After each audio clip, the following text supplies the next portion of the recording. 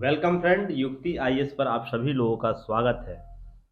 आज 2 जनवरी है तो दैनिक जागरण के राष्ट्रीय संस्करण में पीटी, मेंस और इंटरव्यू और इन कौन-कौन से न्यूज़ को कवर किया गया है, जो यूपीएससी और स्टेट पीसीएस एस्पिरेंट के लिए बहुत ही महत्वपूर्ण है। साथ ही साथ जितने भी कॉम्पिटिटिव एग्जाम आप लोग फिल करते हैं वो सेंट्रल गवर्नमेंट पे हो या स्टेट गवर्नमेंट पे, उससे रिलेटेड पीटी फैक्ट क्या है, उस पर भी विशेष हम लोग चर्चा करेंगे।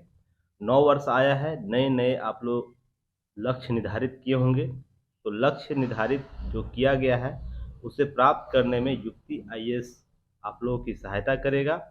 उसके लिए युक्ति आईएएस बहुत सी चीज़ों को कवर कर रहा है, जिसमें आप लोगों को टेस्ट है, रेगुलर टेस्ट आप लोगों को मिलेगा।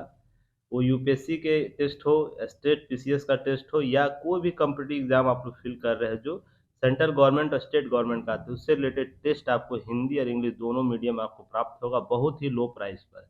तो एक बार आप लोग युक्ति आईएएस के ऐप को डाउनलोड कीजिए और उससे आप टेस्ट रेगुलर दीजिए और टेस्ट देने से आपकी क्षमताएँ आपकी पता चलेगी, आप किस क्षमता के साथ चीज़ों को कवर कर रहे हैं। दूसरा, टारगेटेड बैच चल रहा है, टारगेटेड बैच है, बहुत ही लो प्राइस में रखा गया है, ताकि और इसके साथ जो मटेरियल है आपको उच्च क्वालिटी का दिया जा रहा है। एक बार जाके वीडियो देखिए, प्लेलिस्ट में वीडियो सारे पड़े हुए हैं हिस्ट्री के और पॉलिटी के, तो आप जाके देख सकते हैं। रेगुलर बैचेज़ स्टार्ट हो चुकी है, साथ ही साथ जीएस कैप्सूल की सीरीज़ 2.0 की सीरीज़ चल रही है, उसे आप लोग ज़रूर जॉइन कीजिए। जो पीटी फैक्ट चीज़ों को कवर करना चाहते हैं, वो किसी भी एग्ज़ाम के एस्पिरेंट हो, वो ज़रूर जॉइन करके देख सकते हैं किस प्रकार के पीटी फैक्ट दिए जा रहे हैं, उसके मटेरियल आप लोग को कैसे प्रोवाइड किया जा रहा है, उसके क्वालिटी इंडेक्स कैसे हैं, सभी को देख सकते हैं। साथ ही साथ मेंटरशिप प्रोग्राम चलाया जाएगा और जो आप लोग को जल्द ही लॉन्च किया जाएगा मेंटरशिप प्रोग्राम, जिन्हें अगर लगता है कि मैं अधिक समस्याओं में घिरा हूँ, तो उसको हमारे जो मेंबर हैं उनको मेंटरशिप दिया जाएगा और सर वीकली आप लोगों को एक मेंटरशिप प्रोग्राम के तहत आप डायरेक्ट फैकल्टी से बात कर सकते हैं। समय निर्धारित रहेगा, क्योंकि स्टूडेंट के पास समस्या बहुत रहता है। उन समस्याओं को समाधान के लिए हमारे फैकल्टी आपके लिए अवेलेबल रहेंगे। और एक प्रोग्राम आप लोगों के लिए चलाया जाएगा 14 या 15 जनवरी से आप लोग को आपको ऑप्शनल पेपर या तो जीएस का जो पेपर होता है मेंस का, उसके लिए आपको आंसर राइटिंग प्रोग्राम स्टार्ट किया जाएगा। वो जल्दी बैच लॉन्च होगा, जिसमें आपको जो भी युक्ति है इस पर पढ़ाया गया उससे प्रश्न पूछे जाएंगे। दैनिक जागरण न्यूज एनालिसिस से जो टॉपिक कवर होते हैं मेंस के, उसको इससे प्रश्न पूछे जाएंगे। और जो प्रीवियस ईयर क्वेश्चन है, यूपीएससी का हो या स्टेट पीसीएस का, उससे इम्पॉर्टेंट जो प्रश्न टॉपिक है उससे भी आप लोगों को क्वेश्चन पूछा जाएगा। उसके आंसर राइटिंग आप उस ग्रुप में शेयर करेंगे, ताकि आपका आंसर इम्प्रूवमेंट हो सके। एक और भी क्लासेस चलेंगी आप लोगों को, ऐसे की क्लासेस स्टार्ट होने वाली है, तो ये सब प्रोग्राम आप लोगों के लिए रखा गया है और जल्द ये सब बैच लॉन्च होंगे। तो आप लोग के लिए क्या करना है कि आपको युक्ति आईएएस का पहले यूट्यूब चैनल जरूर सब्सक्राइब कीजिए, शेयर कीजिए और महत्वपूर्ण कमेंट सेक्शन में अपना सुझाव दे सकते हैं। साथ ही साथ जो पीटी फैक्ट प्रश्न पूछे जाते हैं, आप यहाँ पर दीजिए कमेंट सेक्शन में, और जो मेंस के प्रश्न पूछे जाते हैं वो युक्ति आईएएस के ऐप में एक कम्युनिकेशन ग्रुप बना हुआ है, वहाँ पर आप शेयर कर सकते हैं अपने पीडीएफ को। तो सभी सुविधाएँ दी गई है, अब इसका आप लोग लाभ नहीं लेते तो समस्या आपके साथ है। तो चलिए, हम लोग अब आगे बढ़ते हैं। देखिए, पहला ही न्यूज़ बहुत खतरनाक स्थितियों को स्पष्ट करता है। जो पहला पेज पे आज दैनिक जागरण न्यूज एनालिसिस का जो पेपर आज है, पेपर है जो हम लोग करेंगे कवर, उसमें पहला जो पेज ही है उसमें 2-3 खबर ऐसे हैं जो चिंताओं को व्यक्त करता है। तो देखिए, यहाँ से आपको तो डायरेक्ट प्रश्न नहीं बनेंगे, पर इनडायरेक्ट प्रश्न बहुत से टॉपिक को कवर करता है। तो इस पर हम लोग पहले भी चर्चा कर चुके हैं, आतंकवाद के संदर्भ में, नक्सलवाद के संदर्भ में, सभी पर चर्चाएँ हो चुकी है। बस ध्यान ये रखना है न्यूज़ का संदर्भ किस रूप से आपको लेना है।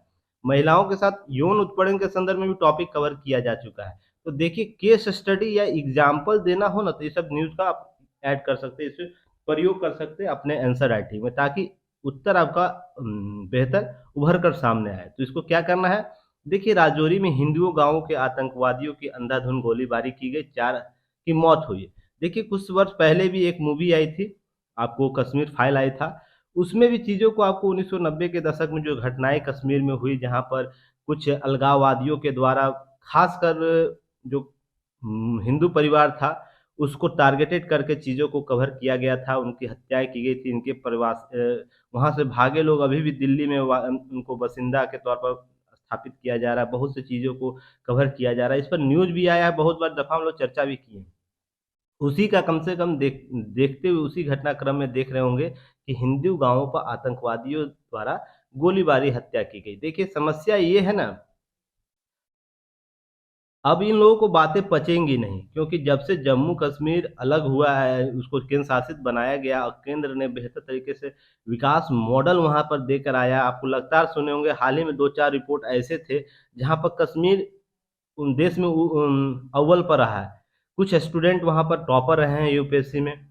तो आप देखेंगे लगातार लोगों का भागीदारी बढ़ रहा है, जो पहले नहीं हुआ करता था। लोग विकास के मानक को समझे ही नहीं थे।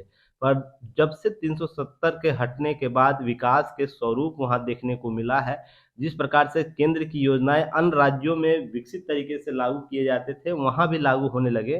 तो लोगों में क्या बढ़ा? लोगों में जिज्ञासा बढ़ा, दूसरा जीवटता बढ़ा और साथ ही साथ विकास के साथ अपने जो कार्य गतिविधि है उसको तालमेल बनाने की प्रवृत्ति बढ़ी है। ये शब्द को बस ध्यान रखिएगा आप लोग। इसी के एवज में जो इस प्रकार के लोग होते हैं, गतिविधि में जो जुड़े लोग होते हैं, उनको ये सब बात अब पचेगी नहीं। जो भी लोग इसको समर्थन करते हैं, जो पार्टियाँ समर्थन करती हैं, जो लोग समर्थन करते हैं ना, अब वो चाहेंगे कि इस प्रकार से अशांत रहे ये क्षेत्र और सरकार पर, लोगों पर यह दबाव बनाया जा सके कि जो स्थितियाँ पहले थी अभी भी है। तो हमारी जो सेना है ना, इसके लिए डट कर सामना कर रही है। पर देखिए यहाँ पर ध्यान रखिएगा, अब इन आतंकवादियों को पनाहगार नहीं मिलेगा कुछ समय के बाद।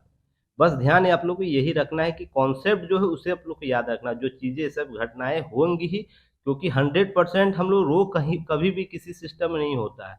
उसमें कुछ न कुछ ऐसे घटनाएँ होंगी, पर इसकी प्रवृत्ति चेंज हो जाएगी। ध्यान रखिएगा कि इस प्रकार की जो प्रवृत्ति लगातार होती थी अब नहीं होगी। हाँ, छुट-पुट घटनाएँ होंगी, उस पर हमारी सुरक्षा एजेंसियाँ कोशिश कर रही है कि इस पर भी कंट्रोल किया जाए। पर मेन मुद्दा आपको ये समझना है कि ऐसी घटनाओं के पीछे का कारण क्या है? क्यों टारगेटेड बनाया जा रहा है? और ये विवाद पहले भी हम लोग चर्चा कर चुके हैं, हिंदुओं को जो हमला हुआ था, टारगेटेड हमला किया गया था, वो सब चीज़ों को हम पहले भी चर्चा कर चुके हैं। किए हैं, तो वेट एंड वॉच हम लोग करेंगे, चीज़ों को कवर करेंगे। साथ ही साथ देखिए हरियाणा में जो खेल मंत्री है पर कोच के यौन उत्पीड़न का छे केस दर्ज किया गया है और उन्होंने छोड़ा विभाग। और पहले ये जो संदीप सिंह थे, भारतीय हॉकी टीम के कप्तान रह चुके हैं। तो देखिए बात यहाँ की महिला उत्पीड़न और महिला उत्पीड़न के जो असर होते हैं उसके संदर्भ में जो उनको लॉ दिया गया है, उसके बनिस्बत में इसका लाभ कितने लोग ले रहे हैं पॉजिटिव और नेगेटिव सेंस में, इसके मुद्दे पर मैं पहले भी चर्चा कर चुका हूँ, आप लोग को याद होगा। तो उन्हीं संदर्भों में को ध्यान में रखते हुए इस न्यूज़ को देखिएगा केस स्टडी के तौर पर। अगर इसके फैसले पॉजिटिव में आता था, महिला अगर उत्पीड़न का केस लगाई और इन पर सिद्ध होता है, तो आप इसको पॉजिटिव, इसके सकारात्मक लाभ के बारे में चर्चा करेंगे। अगर महिला उत्पीड़न लगाई है इन पर, संदीप जी पर, और संदीप जी इस पर गिल्ट किसी प्रकार के दोषी नहीं पाए जाते हैं, तो इसके यौन उत्पीड़न के जो केस है, मामले हैं, उसमें आप नेगेटिव में इसके दुष्प्रभाव के रूप में इसे ऐड कीजिएगा। दोनों ही स्थिति आपके लिए, यह महिला उत्पीड़न से संबंधित जो चर्चा किया गया उसमें आपको एक केस स्टडी देता है। तो आप दोनों संदर्भ में इसका यूज़ कीजिएगा, बस वेट करना है इनके चीज़ों को। और इसके क्या न्यूज़ है अभी आप लोग को उसमें पढ़ना नहीं है, न्यूज़ किस प्रकार से कवर किया गया है। बस आपके इसके रिजल्ट, आपको एग्ज़ाम क्लियर करना है ना, आपको तो पेपर से ज्ञान प्राप्त नहीं करना है, बस एग्ज़ाम के चीज़ों को कवर करना है, इसके पॉजिटिव इम्पैक्ट को, इसके नेगेटिव इम्पैक्ट को, ठीक ना? तो केस स्टडी के तौर पे इसे लास्ट में यूज़ कर लीजिएगा। और महिला उत्पीड़न के संदर्भ में हम कई दफ़ा चर्चा कर चुके हैं। इसी तरह देखिए, आपको एक घटना है जो मार्मिक घटना है, इस प्रकार के चीज़ों को कैसे सोसाइटी में अभी तक कैसे एग्ज़िस्ट कर रही है, ये सोचने वाली विषय है। और मैं लगातार बोलता हूँ ना, एथिक्स को केवल किताबों तक सीमित रखने से यही परिणाम होगा। यूपीएससी में एथिक्स पेपर किया गया है, यूपीपीसीएस में एथिक्स पेपर किया गया, अन्य स्टेट में भी एथिक्स के कुछ पार्ट डेवलपमेंट किए गए हैं। और बहुत से आप ट्रेनिंग कीजिएगा, ट्रेनिंग पीरियड में जाइएगा तो एथिक्स के पार्ट पढ़ाए जाएँगे ना? और उसका परिणाम देखिए क्या होता है। क्या एथिक्स, मोरालिटी और जो चीज़ें हम लोग पढ़ते हैं, क्या वो धरातलीय स्तर पे वो लागू होता है? यहाँ पे ये समझने वाली बात है। एथिक्स को केवल किताबी चीज़ों तक सीमित रखने से ना समस्या ये होती है कि जब कोई नशे में कोई व्यक्ति किसी महिला को अगर किसी अनजानेवश अगर उनके साथ एक्सीडेंट हो जा रहा है, उनके कार में किसी प्रकार वो फँस जा रही है, उसको 11 किलोमीटर घसीटते हुए ले जाता है। उस समझ सकते हैं निर्मम ये क्या दृश्य रहा होगा कि कोई महिला उसके मान लीजिए कोई गाड़ी है, उसके आगे के बोनेट में फँस जाती है उसका स्कूटी और उस महिला उसमें फँस जाती है और जिसके बाद उसको 11 किलोमीटर घसीटते हुए ले जाता है। उसके शरीर से ना मांस निकल जाता है और उसके कंकाल बच जाता है। सोच के देखिएगा। अब ये क्यों किया? नशे की हालत में किया। आज दिल्ली सरकार क्या करती है? नशे को बेधड़क बेचती है और अर्न कर रही है और उसके लिए क्या बोलती है कि नशा से क्या ये सब चीजें इम्पैक्ट आता है, आप लोग सभी को पता है। तो यहाँ समझने वाली बात यह है ना कि लोगों में एथिक्स मोरालिटी क्या समाप्त हो चुकी है। आपसे ये केस स्टडी के तौर पर पूछ सकता है इस घटना को एग्जाम्पल पुट करके। तो आपको इससे क्या करना है? इससे उन चीजों को कवर करना है जो एग्जाम के लिए उपयोगी होगा। तो आपको ये संदर्भ समझना होगा कि एथिक्स और मोरालिटी के पेपर जो ऐसे 4 पेपर है या तो फिर आपको केस स्टडी तौर पर आपको ये चीज़ें पूछी जा सकती है। आपको तो इसको संदर्भ में क्या रखना है कि इसकी चीज़ों को संदर्भ में इस पे मैंने पहले भी चर्चा कर चुका है इन सब मुद्दे पर कि किस प्रकार से सामाजिक दायित्व तय होता है, व्यक्तिगत दायित्व तय होता है। किसी भी व्यक्ति देखिए यहाँ पर 4 लोग सोच के देखिए दीपक खन्ना, अमित खन्ना, कृष्ण, मिथुन, मनोज। अगर इसके परिवार के किसी सदस्य को साथ ये घटना होता तो ये क्या लेते? एक स्टेप लेते, क्या लेते कि ये भी चाहते कि सिस्टम के साथ न्याय हो। होता ना? ये लोग भी चाहते।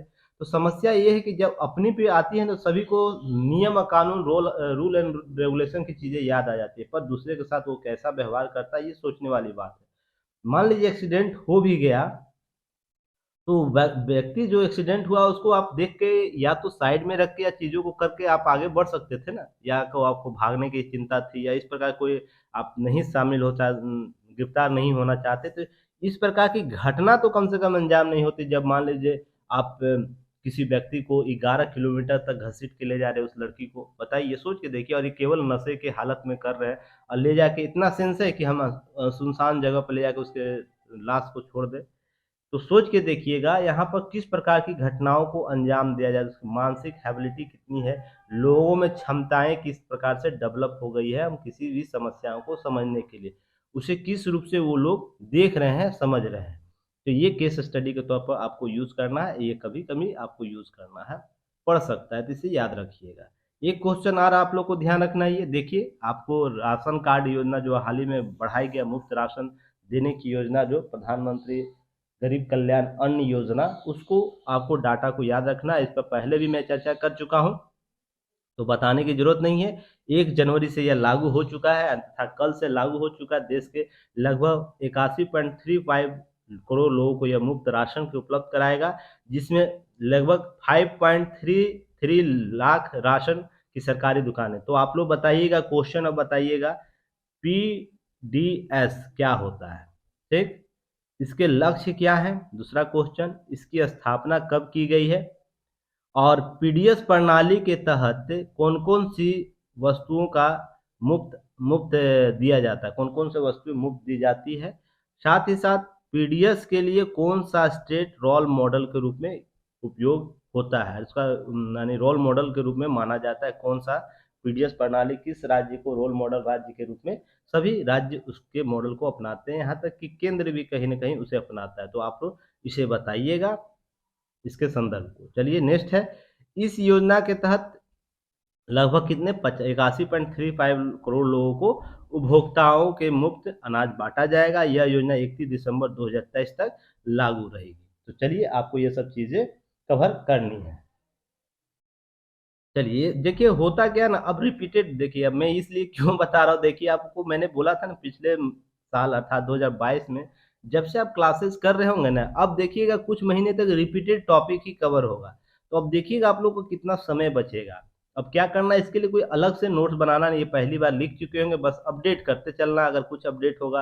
अब जो क्वेश्चन इससे पूछूंगा मैं उसको बस आंसर देते चलना है, बस रिवाइज करते चलना। तो आने वाले समय में ना आप बहुत ही बेहतर स्थिति में होगा। जो लोग ये बार बार बोलते हैं ना कि इससे एग्जाम में कैसे नहीं क्वेश्चन टैली होता है, तो देखिए बीपीएससी का 67 मेंस हुआ है ना, और इस पर मैंने डिस्कस भी किया है कौन कौन सा टॉपिक आपको। अब सोच के देखिए, आईआर का टॉपिक जो आईआर क्वेश्चन 4 थे उसमें 4 से 4 क्वेश्चन आपको टैली कर गए। पॉलिटी के क्वेश्चन 5 थे, 5 में 5 टैली कर गए। इसी तरह सब टॉपिक आपके कवर होने वाले हैं। बस है कि आप है ना वेट कीजिए, वेट एंड वॉच की स्थिति में रहिए, और यूपीएससी हो या तो स्टेट पीसीएस हो, ठीक ना। आपको Dainik Jagran news analysis plus targeted classes जो कराई जाती है, जो दोनों को कंबाइंड करके कराई जाती है, तो आप इससे यूपीएससी के भी बहुत से प्रश्न को, डायरेक्ट टॉपिक को कवर कर सकते हैं, और पीसीएस में डायरेक्ट प्रश्न आपको टैली करेंगे। बस ध्यान ये रखना है ना कि आप कितनी क्षमताओं के साथ, विश्वास के साथ इन सब चीज़ों को कर रहे हैं। अब कोई स्टूडेंट को ये चीज़ें, मान लीजिए 9 क्वेश्चन मैंने डायरेक्ट टैली करवा दिए हैं, तो अब देखिए बात यहाँ की, अब कितने लोगों ने इसे पढ़ के गया होगा। जिन लोगों के द्वारा पढ़ के गया होगा उसका 100% एक्यूरेटी के साथ लिखे होंगे ना। अब बस उतनी ही चीज़ों को लिखना है जितना आपको मैंने बताया था। तो ये चीज़ ध्यान रखिएगा। बस आप कितनी क्षमता के साथ, कितनी विश्वास विश्वास के साथ, और कितनी ईमानदारी के साथ चीज़ों को कवर करें। बात करने वाले के तो पूरे जहाँ में भी पृथ्वी है ना, पृथ्वी पृथ्वी अनजान रहेगा, मंगल ग्रह पर जाके बातें करेंगे। तो इस प्रकार से लोगों से बचना है, और चीज़ों को अपने अनुसार, चीज़ों को, अगर आपको प्रीवियस ईयर क्वेश्चन से दैनिक जागरण न्यूज एनालिसिस में क्वेश्चन टैली हो रहे हैं, आपके जीएस के अन्य पेपर में क्वेश्चन टैली हो रहे हैं टारगेटेड बेस से, तो आंख बंद कर चीज़ों को तैयारी कीजिए, और दूसरी बातों पर ना आए। समस्या यहाँ यही है कि सभी रायचंद बनते यहाँ पर है, पर धरातल पर यही देखा जाए, उनसे 2 क्वेश्चन लिखने को बोल दिया जाए तो उनके पानी पानी उनका शरीर से निकल जाएगा। तो ध्यान यही रखिएगा कि समस्या अपने आप से सॉल्यूशन करना, मेहनत आप कीजिए। देखिए असम की लड़की जो है, बेजन जो है, कल उन्होंने वीडियो भेजा है। देखिए उसकी समस्या ये नहीं दिखी है कि उनकी भाषा किस रूप से है, ठीक ना, भाषा में किस प्रकार से टूटता है। मैं लगातार गारंटी के साथ ये लिख के अभी आज दे दे रहा हूँ, ऑन रिकॉर्ड बोल रहा हूँ, लगातार वो लड़की 6 महीने तक मेहनत कर दी ना, उनकी हिंदी भी शुद्ध हो जाएगी, एंड बोलने की जो क्षमता है वो भी शुद्ध हो जाएगी, और लेखन क्षमता भी शुद्ध हो जाएगी। अगर एक पेज वो लिख के भेजी है आज, तो जिनको लगा होगा मान लीजिए 20 मिनट समय ना, मान के चलिए आने वाले 6 महीना में वही एक पेज का डॉक्यूमेंट जो भी वो लिख के भेजी है, मटेरियल लिख के भेज रहे, उनको 5 से 10 मिनट लगेगा। बस वो लगातार प्रयास करे तो 6 महीने तक वो बस केवल प्रयास करे तो। मैं इसलिए उदाहरण दे रहा हूँ, और आपको ऑन रिकॉर्ड चीज़ें बोलता हूँ, ऐसा नहीं कि मैं बाहर की बातें बोल रहा हूँ। आप लोग बस प्रयास कीजिए, आपका रिजल्ट आपके पास होगा। और बहुत से ऐसे स्टूडेंट मेरे पास जो भी हैं, जो लगातार इस प्रकार से प्रयास करें, बातों पर चीज़ों को कम बोलकर। बहुत से स्टूडेंट ऐसे भी होंगे बिना वजह आपको चीज़ों को डाइवर्ट करेंगे, ये सब चीज़ नहीं करना है। चलिए देखिए, हाल ही में आपको साइबर अटैक के बारे में मैंने आपको चर्चा किया था, न्यूज़ कुछ दिन पहले, पुराने साल में, हो सकता है लास्ट वीक का ही होगा। चलिए, तो ये सब चीज़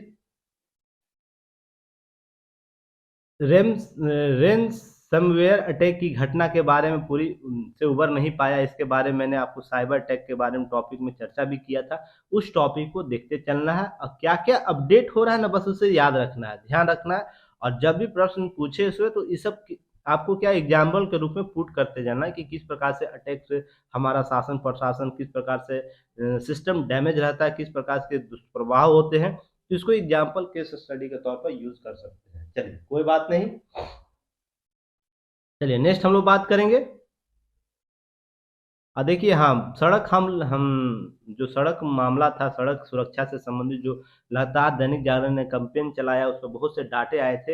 हाल ही में ऋषभ पंत का भी रोड एक्सीडेंट हुआ है, तो देखिए अब और भी चर्चा। इस साल मैं आपको बोला है ना कि सड़क सुरक्षा से प्रश्न होगा।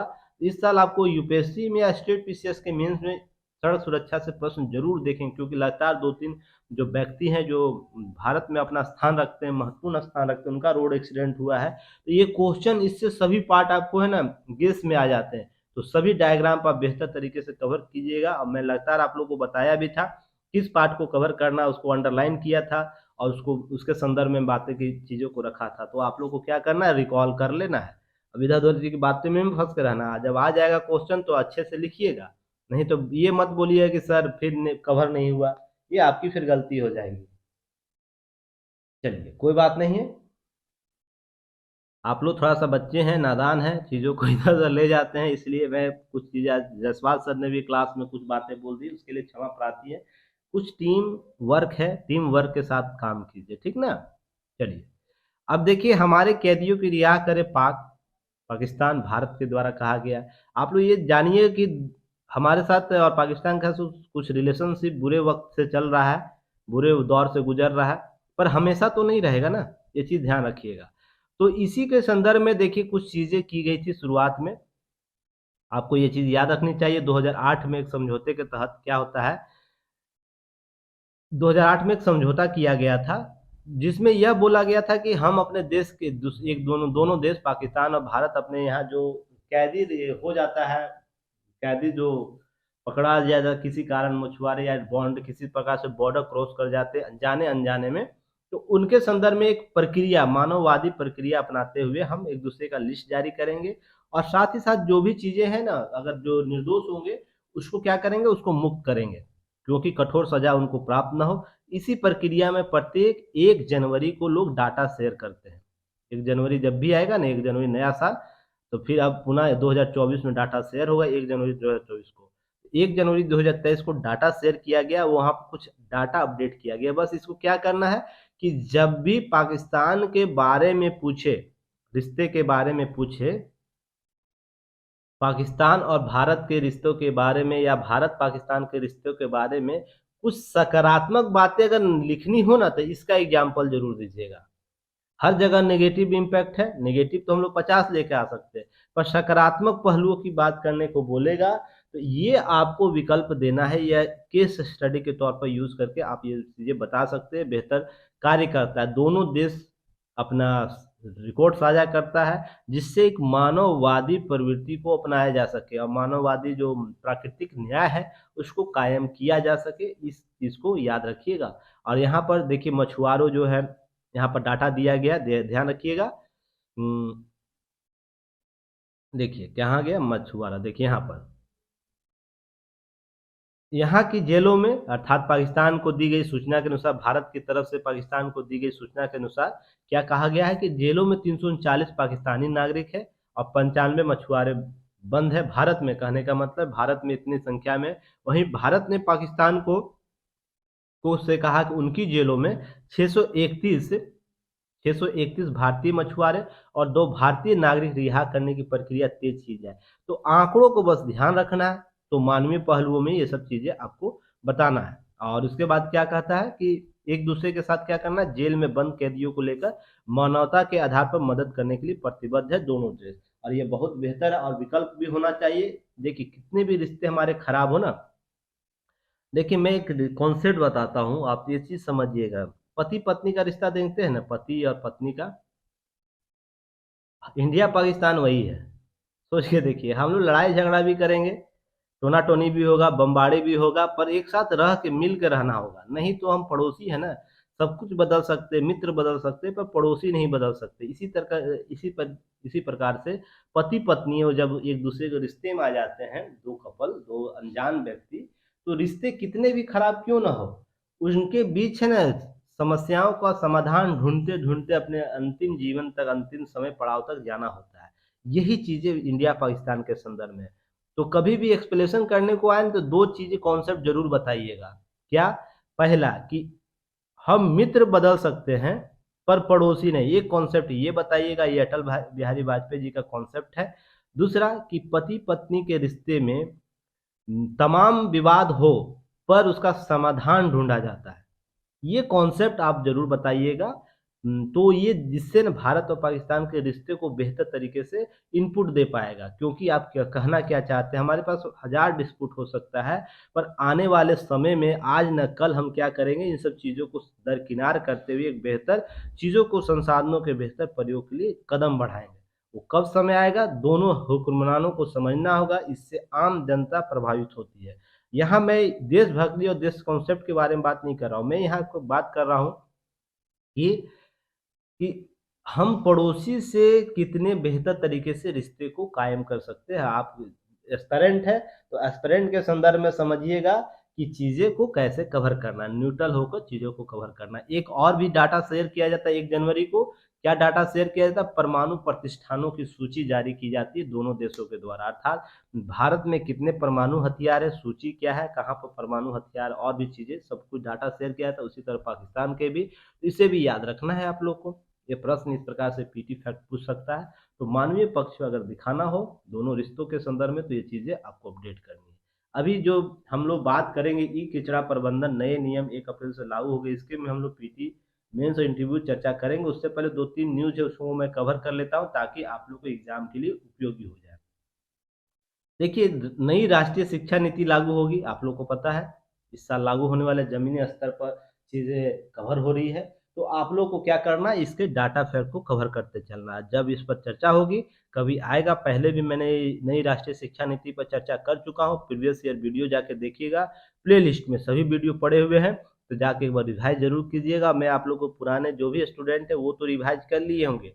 नए स्टूडेंट को क्या करना, जल्द से जल्द आप लोग रिवाइज़ कीजिएगा पुराने पुराने जो भी आपको न्यूज़ एनालिसिस किया गया। आज से एक नया प्लेलिस्ट बन जाएगा, दैनिक जागरण न्यूज़ एनालिसिस 2023, तो 2022 का प्लेलिस्ट आप लोग देख लीजिएगा, तो ताकि है ना आप लोग सारे टॉपिक कवर हो जाए। तो चलिए, इसी में देखिए स्कूलों में एक नया पाठ्यक्रम लागू होगा, सिफारिश पीएम श्री स्कूल स्थापित करना है, लक्ष्य निर्धारित किया गया है। साथ ही साथ देखिए उसके बाद आपको क्या है, उच्च शिक्षा के सभी सभी को पहुँच में लाने के लिए डिजिटल यूनिवर्सिटी की स्थापना की जाएगी। आपको प्री श्रम स्कूल के बारे में चर्चा किया जा सकेगा, डिजिटल स्कूल के बारे में चर्चा किया जा सकेगा, यूनिवर्सिटी के बारे में, और भारतीय उच्च शिक्षा आयोग के गठन जैसे पहल भी शामिल है इसमें। तो सभी चीज़ें कवर की गई है, तो आप लोग को ध्यान ये रखना है कि कैसे चीज़ों को कवर करना है, ठीक है। चलिए नेक्स्ट हम लोग बात करेंगे अब है, इससे ज़्यादा छोटी सिफारिशें और भी लागू की जाएगी, 50 से अधिक सिफारिशें लागू की जाएंगी, तो उस पर भी नज़र रखना है। बस हम लोग को नज़र रखना, 4 वर्षीय नए इंटीग्रेटेड बीएड कोर्स भी लगता है जीएस कैप्सूल की क्लासेस स्टार्ट हो चुकी हैं, मैं देख रहा हूँ सामने प्रिंट पर। चलिए वेरी गुड, सभी लोग आ चुके हैं। ओके,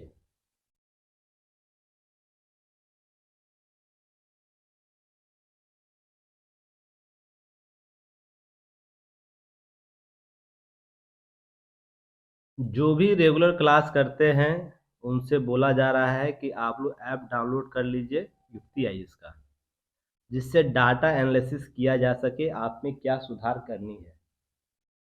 अतुल सीता पटेल जी हों या तो और भी लोग हैं, जो लोग हैं सभी लोग को क्या करना है, ये काम करना है, ताकि आप लोग का हम आइडेंटिफिकेशन कर सके कि किस प्रकार से आप लोग को डाटा एनालिसिस करना है। ताकि देखिए होता क्या है ना, चीज़ें समझिएगा, और लोग रिस्पॉन्सिबिलिटी कैसे लेकर तैयारी करवाते हैं उससे हमको कोई मतलब नहीं। आपको अगर युक्ति आईएएस पर चीज़ें करनी है, सफल होना है, तो आपको कुछ चीज़ें ज़रूर करनी होगी, वो आपको हर हालत में करना है। एक तो स्टूडेंट रिव्यू आप लोग को देना, जिससे आप ये समझ सकें मैंने गलती कहाँ की है, कहाँ सुधार होना चाहिए। दूसरा, आप लोग डाटा एनालिसिस करवाने के लिए अपने डाटा को शेयर कीजिए, अर्थात कहने का मतलब है कि रिकॉर्डेड आपको मोबाइल आपको डाटा देना होगा, अर्थात रजिस्टर्ड मोबाइल कराना होगा, ताकि आपकी चीज़ों को हम लोग डायरेक्ट ट्रैक कर, किसी प्रकार का दिक्कत हो तो हमारी टीम आपसे डायरेक्ट बात कर सके। और कभी भी दिक्कत हो तो आपका रिकॉर्ड हमारे पास रहेगा, तो आप कभी भी कॉल करेंगे तो अनजान नंबर ना रहे, डायरेक्ट आपसे टीम आपको रिस्पॉन्स करेगी। तो ये सब चीज़ें आपको प्राप्त करनी है, तो आप कुछ कुछ चीज़ें शेयर कीजिएगा। अब डाटा का मतलब अन्य नहीं समझ लीजिएगा, ठीक ना। चलिए एक और न्यूज़ है, महिलाओं के संदर्भित कुछ आंकड़े आए हैं, तो आप लोग को यह आंकड़ा भी याद रखना है। महिला सशक्तिकरण के संदर्भ में या महिला उत्पीड़न के संदर्भ में कुछ चीज़ें अगर मांगा जाए, डाटा अगर मांगा जाए, कहीं भी कुछ पुट करना है, तो ये डाटा आप लोग यूज़ कर सकते हैं। देखिए दिया हुआ है, और इसको पेपर आप लोग को अपलोड कर दिया जाता है, तो आप लोग प्राप्त कर सकते हैं। तो आप लोग जाके ऐप पर देख सकते हैं। चलिए, तो इसके लिए क्या करना है आप लोगों को, ये करना है कि इसके डाटा को एनालिसिस करना है, क्या आंकड़े रहे हैं, कितने प्रतिशत आपको खिलाफ मामले शिकायत दर्ज हुए, सबसे अधिक वाली राज्य प्रदेश में प्राप्त हुआ है। ये सब आंकड़े देखिए, इसके 2-3 एस्पेक्ट आप समझिएगा। इतने महिला उत्पीड़न से संबंधित केस क्यों आ रहे हैं, सबसे पहले ये समझिएगा। आपसे प्रश्न ये पूछा जा सकता है, ऐसा क्या कारण है, या तो उत्पीड़न की संख्या बढ़ गई है, क्या महिला सजग हो गई है। तो यहाँ पर 2-3 चीज़ें याद रखिएगा। उत्पीड़न हमेशा रहा है सिस्टम में, ठीक ना। ऐसा नहीं कि उत्पीड़न की मात्रा कभी कम कभी अधिक हो गई है, सामने आने की प्रवृत्ति अधिक हो गई है। मैंने आप लोग कुछ दिन पहले आपको बताया था ना कि केवल 40% महिलाएं ही महिला उत्पीड़न के संदर्भ में अपनी अपनी बातों को रख पाती है। हाल ही के किसी डाटा में मैंने आप लोग को शेयर किया था, जिसमें से जो 40% है उसमें से केवल 10% महिलाएं ही एफआईआर कर पाती है। उसके पीछे बहुत से सामाजिक कारक है, व्यक्तिगत कारकों के बारे में मैंने चर्चा किया था, आप लोग को याद होगा। तो उसको संदर्भ में याद रखिएगा कि इसी प्रकार की घटना के कारण ये चीज़ें पहले नहीं हो पाती थी। आज से मान लीजिए 5-10 साल जब से सोशल मीडिया या तो इस प्रकार से निर्भया कांड नहीं हुआ था, निर्भया कांड की घटनाएँ नहीं हुई थी, जिसके बाद समाज पूरा सजग हो गया था, सोसाइटी रिस्पॉन्स लेने लगी थी, व्यक्तिगत जवाबदेहिता बढ़ गई थी उसके बाद। तो ये चीज़ें देखिएगा उससे पहले घटनाएँ होती थी तो वो केवल घर तक समाज के सामाजिक दायित्व के संदर्भों में कहीं न कहीं दबी रह जाती थी। पर उसके बाद लगातार लोग हैं ना, सामने आने लगे। इससे सोशल मीडिया भी बहुत अच्छा योगदान दिया है कहीं न कहीं चीज़ों को समझिएगा।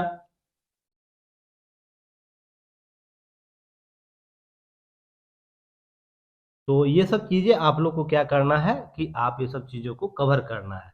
तो आपको ये चीज़ समझ जानी है कि हर चीज़ का पॉज़िटिव और नेगेटिव पहलू होता है।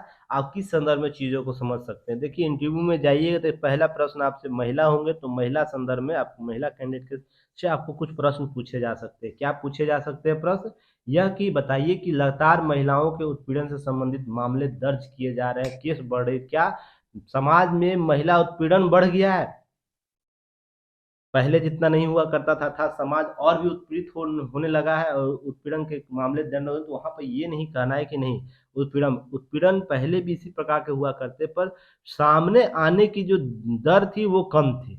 लोग पहले सामने आ पाते, अब है आसानी से लोग सामने आ जाते हैं, अर्थात वो सोशल मीडिया से हो या अन्य प्लेटफ़ॉर्म से लोग सजग है तो बहुत से एनजीओ इस पे काम करते हैं और पुलिस प्रशासन डायरेक्ट एक्शन लेती है, तो हम लोग ये सब चीज़ें देख सकते हैं। सीसीटीवी जो फुटेज होता है वो भी एक काम कर रहा है सीसीटीवी सिस्टम। तो लगातार शिकायतें दर्ज होती है तो लोग एक्टिव मोड से चीज़ों को कवर करते हैं। तो इस प्रकार के आंकड़े लगातार अब बढ़ेंगे। अब इसका निष्पादन कैसे होता है ये सरकार और सरकार के एजेंसियों पर डिपेंड करता है। तो ये चीज़ आप लोग को ध्यान रखना है, ठीक है ना? चलिए डाटा को यूज़ कीजिएगा। अगले वर्ष अर्थात 2024 में मंगल हम लोग क्या करेंगे पहला मानव मिशन गगनयान भेज देंगे। इसके संदर्भ में कुछ डाटा दिया गया है, उसे भी आप लोग देखिएगा। और केंद्रीय जो विज्ञान प्रौद्योगिकी मंत्री जितेंद्र सिंह, उनके द्वारा इसरो और इसरो के संदर्भ में जो डाटा है उसको कल प्रोड्यूस किया गया, तो ध्यान रखिएगा। 2024 में हम लोग क्या करेंगे गगनयान वर्ष के रूप में हम लोग जानेंगे। और 2000 ये हालांकि 2022 में ही भेजना था पर कोविड के कारण जानते हैं स्थितियां बदल गई तो 2 वर्ष लेट हो गया। नहीं तो अब तक हम लोग इसके उपलब्धि को प्राप्त कर लिए होते अगर सभी चीज़ सही रहती तो ध्यान रखिएगा गगनयान 3 मिशन में जाएगा, 3 फेज में जाएगा। पहला फेज में आपको जाएगा आपको क्या करना है पहला फेज में जाएगा मानव रहित लॉन्चिंग होगी। यह लॉन्चिंग प्रयोग के रूप में चिन्हित किएगा, हर पहलू को देखेगा। दूसरा रहेगा रॉकेट उतारेगा, यह मार्ग के संदर्भ में बातें करेगा, जानेगा रिपोर्ट जो अपना रॉकेट अंतरिक्ष जाएगा, ये सब चीज़ें डाटा एनालिसिस करेगा। हम्म, दूसरा होगा कि मानव रहित होगा, उसमें मानव प्रतिरूप अर्थात डमी डमी मानव के रूप में एक रोबोट को भेजा जाएगा और आप लोग बताइएगा उस रोबोटिक का क्या नाम है। जो मानव का प्रतिरूप भेजा जाएगा उसका नाम क्या है, आप लोग कमेंट सेक्शन में भेजिएगा जो गगनयान में जाने वाला है। और गगनयान मिशन से संदर्भित क्या चीज़ें आप लोग जानते हैं, किस चीज़ों को समझ रहे हैं, तो आप लोग मुझे बताइएगा। यह कब लक्ष्य निर्धारित किया था, यह कब घोषणा की गई थी इसकी, यह सब प्रश्न आपको बताना है। चलिए नेक्स्ट हम लोग बात करेंगे। उसके बाद तीसरा लॉन्च होगा जो मानव में हम लोग अंतरिक्ष को भेजेंगे, अंतरिक्ष में जो जाएगा उसमें मानव जाएगा, तो 3 फेज में यह गगनयान जाने वाला है। अगर ये भारत कर लेता है तो हम लोग गिने चुने राष्ट्रों में आ जाएंगे जो इस प्रकार से चीज़ों को भेजा है, ठीक ना? तो आप लोग ये सब चीज़ें याद रखना है और आपको डाटा एनालिसिस करते रहना। अब चलिए हम लोग बात करेंगे इम्पोर्टेंट जो टॉपिक है ई कचरा प्रबंधन। आपके नए नियम 1 अप्रैल से प्रभावी होंगे और अब यूपीएससी के जीएस पेपर 2 एंड 3 पर्यावरण प्रदूषण और ई कचरा प्रबंधन के संदर्भ में आपको टॉपिक को कवर करेगा। विज्ञान और प्रौद्योगिकी के क्षेत्र में जो टॉपिक होता है तो उसे आपको कवर करेगा, तो ध्यान रखिएगा। यह बहुत ही महत्वपूर्ण है, यह पीटी मेंस और इंटरव्यू तीनों जगह आपको काम देगा। तो हम लोग विशेष रूप से चर्चा करेंगे, ये 2 पार्ट में कवर होगा। आज हम लोग इसके जनरल उन व्यूओं को देखेंगे जो उपयोगी है, साथ ही हम एक और वीडियो लेकर आएंगे, कभी चर्चा होगा ई कचरा तो उसके सारे एक्ट के बारे में विस्तृत रूप से चर्चा करेंगे ताकि सारे डायग्राम को आपको समझ में आ जाए, उसके सुधार के एस्पेक्ट को हम लोग देखेंगे एस्पेक्ट को। तो ये सब चीज़ें हम लोग लास्ट में देखेंगे। 2 पार्ट में से हम न्यूज़ को एनालिसिस करेंगे, नहीं तो वीडियो लंबा हो जाएगा। अभी हमको लगता है 40 मिनट हो गया होगा, देखिए 34 मिनट हो गया है। तो ये सब चीज़ों को ध्यान रखना है। थोड़ा समय लेता हूँ मैं, पर वेट एंड वॉच करके चीज़ों को देखिए, ताकि आप लोग का चीज़ जो आसान हो जाए चीज़ों को समझने में और अंतिम रूप से प्राप्त करने में। चलिए, तो इसी में देखिए देखते हुए ई कचरा समस्या जिस तरह विस्फोटक बनी हुई है, उसको देखते हुए वर्ष 2023 में इसके बेहतर प्रबंधन के लिहाज से काफ़ी अहम होगा। 1 अप्रैल से केंद्र ई कचरा प्रबंधन के नए नियम लागू करने जा रही है। इसके तहत ई कचरा पैदा करने वाले ब्रांड उत्पादों की जवाबदेही तय होगी। इसमें उन्हें किसी भी अधिकृत रीसाइकिल से पैदा किए जाने ई कचरा के बराबर या फिर निर्धारित मात्रा में बराबर रिसाइकिल का सर्टिफिकेट लेना होगा, अर्थात जितना आप बेच रहे हैं उसका रिसाइकिल का सर्टिफिकेट प्राप्त करना होगा। साथ ही साथ यह सब कॉन्सेप्ट क्या अभी मैं चर्चा करूंगा, टेंशन नहीं लीजिए आप लोग। इसके बाद नए नियमों को ब्रांड उत्पादों ई कचरे के संग्रहण और रिसाइकलिंग जैसे जिम्मेदारी से मुक्त कर दिया गया। देखिए, बड़े ब्रांड जो ब्रांड होते हैं, ब्रांड उत्पादकों नए नियमों में ब्रांड उत्पादकों को ई कचरे संग्रहण और रिसाइकिल के जैसे जिम्मेवार जो पद कॉन्सेप्ट था उसे मुक्त कर दिया गया है। अब इसके लिए दायित्व किसी और को दिया जाएगा। पहले क्या होता था, पहले जो उत्पादन करता था वही उसका निष्पादन भी करेगा, तो अर्थात उसे जो रिप्रोड्यूस करना है उसके संदर्भ में। चलिए, वेरी गुड, ये सब चीज़ों को याद रखना है। वन एवं पर्यावरण मंत्रालय ई कचरे से जुड़े नए नियमों को नवंबर 2022 में अधिसूचित कर दिया गया था। अब इन्हें क्या कर रहा है, देखिए 1 अप्रैल से अमल में लाएगा और इस दौरान सभी राज्यों के मौजूदा इलेक्ट्रॉनिक्स एवं इलेक्ट्रॉनिक उत्पादों से जुड़े उद्योगों को इससे जुड़ी जानकारी दी जाएगी। यह क्या होगा, जरूरी है कि क्योंकि इन नियमों के पालन न करने पर ब्रांड उत्पादकों पर भारी जुर्माने और आपराधिक कार्रवाइयों भी की जाएगी, तो ध्यान रखिएगा ये सब चीज़ें। और साथ ही साथ मंत्रालय ने ई कचरे के प्रबंधन के लिए 2016 में जो नियम बनाए थे, लेकिन वह इतने प्रभावी नहीं थे। इस वजह से ई कचरा के संग्रहण और रिसाइक्लिंग दोनों ही बड़ी समस्या बनी हुई थी। इसको निजात पाने के लिए क्या किया गया, ई कचरे के संग्रहण और रिसाइक्लिंग की जिम्मेदारी रिसाइकलर को दी गई है। कुछ अब रिसाइकलर होंगे जो केवल वो रिसाइकिल करेंगे ई कचरे को, वही उन्हीं की जिम्मेवारी होगी। अब कंपनी इस पर पूर्णतः नहीं होगा कि बनाओ भी और रिसाइकिल भी तुम करो, समस्या यहाँ उत्पन्न हो जाती है। अब रिसाइकलिंग एक थर्ड पार्टी जनरेट किया जाएगा जो सभी इलेक्ट्रॉनिक कचरे का रिसाइकलिंग एक उन्नत तरीके से होगा। इसके बदले उन्हें ई कचरे से निकलने वाली कीमती धातुएं मिलेगी। जो भी बहुत से धातु होते हैं, कीमती धातु तो निकलेगी, उस पर हम लोग चर्चा करेंगे। अभी कौन कौन से धातुएं होते हैं इस पर हम लोग अभी देखेंगे। चलिए, ई कचरा रिसाइकिल करने के लिए देखिए करेंगे उनकी मात्रा में सर्टिफिकेट ब्रांड उत्पादकों को बेचेंगे, अर्थात मान लीजिए 100 रुपया का अगर रिसाइकलिंग कर रहे हैं तो 100 रुपया का ब्रांड को मान लीजिए कोई एप्पल का सीरीज आपको है, इलेक्ट्रॉनिक गैजेट है, सैमसंग का, एमआई का, बहुत से लैपटॉप है, डेल है, लेनोवो है, इलेक्ट्रॉनिक जो भी सामान के कचरे होते हैं उसके लिए सर्टिफिकेट वो देगा। इसके बदले में जो कंपनी है इससे वो सर्टिफिकेट मूल्य खरीदेगा। जैसे कार्बन सिंक में आप लोग देखते होंगे ना, वही कॉन्सेप्ट यहाँ भी है, बस अंतर प्रक्रिया अलग अलग है यहाँ पर, उसे हम लोग देखेंगे समझेंगे। चलिए, हो गया। अब इसके की पॉइंट को हम लोग देखते हैं। चलिए, तो सबसे पहले समझिए कि ई कचरा होता क्या है। सबसे पहले तो यही जरूरी है ना, आप लोग को इतनी कहानियां समझा दी गई है और ई कचरा ही नहीं समझे तो सबसे बड़ी समस्या हो जाएगी आप लोगों के साथ। तो सबसे पहले समझिए, जब इलेक्ट्रॉनिक या बिजली उपकरण कुछ जो भी अभी वर्ल्ड में इलेक्ट्रॉनिक्स आइटम है और उसमें बिजली के उपकरण भी ऐड कर लीजिएगा। जो हम लोग इलेक्ट्रॉनिक्स आइटम यूज करते हैं बिजली के उपकरण में, जैसे स्विच हो गया, कि मदर कीबोर्ड की इसके बोर्ड हो गया, या उसके आइटम अंदर के जो होते हैं जिसमें उपयोग किए जाते हैं, उसके लिए अनुपयुक्त, अगर उपयुक्त नहीं हो रहा है, वो किसी तरह खराब हो गया है, समाप्ति तिथि एक्सपायर्ड डेट से अधिक उसका उपयोग किया जा रहा है, वो ई कचरा कहा जाता है। तो यहाँ पर सभी प्रकार के इलेक्ट्रॉनिक आइटम जो होंगे वो ई कचरा होंगे, जो अपने निर्धारित समय से अधिक उपयोग किए जा रहे हैं, या जिनको खराब हो गया और जिसको किसी रिसाइकिल बिन में रिसाइकिल नहीं किया गया, उसे केवल ऐसे ही पड़ा रहने दिया गया। तो देखिएगा, यह अनुपयुक्त रूप से माना जाएगा, ई कचरा के रूप में परिभाषित किया जाता है। तो यहाँ आगे याद रखना, जैसे जैसे क्या, computer, server, main frame, monitor, TV, iPod, चिकित्सा उपकरण, washing machine, refrigerator, air conditioner आदि ऐसे बहुत से उपकरण हैं जो ई कचरा की श्रेणी में आते हैं। इसके उत्पाद जो होंगे ई श्रेणी में आ जाते हैं, इसे आप लोग को याद रखना है। दूसरा, ई कचरा प्रबंधन के लिए कानून क्या क्या है इसे याद रखना है। ई कचरा प्रबंधन के लिए कानून वर्ष 2011 में आया। सबसे पहले देखिएगा, एक कचरा प्रबंधन आपको ध्यान रखना, उससे पहले 2006 में आपको आया था कानून।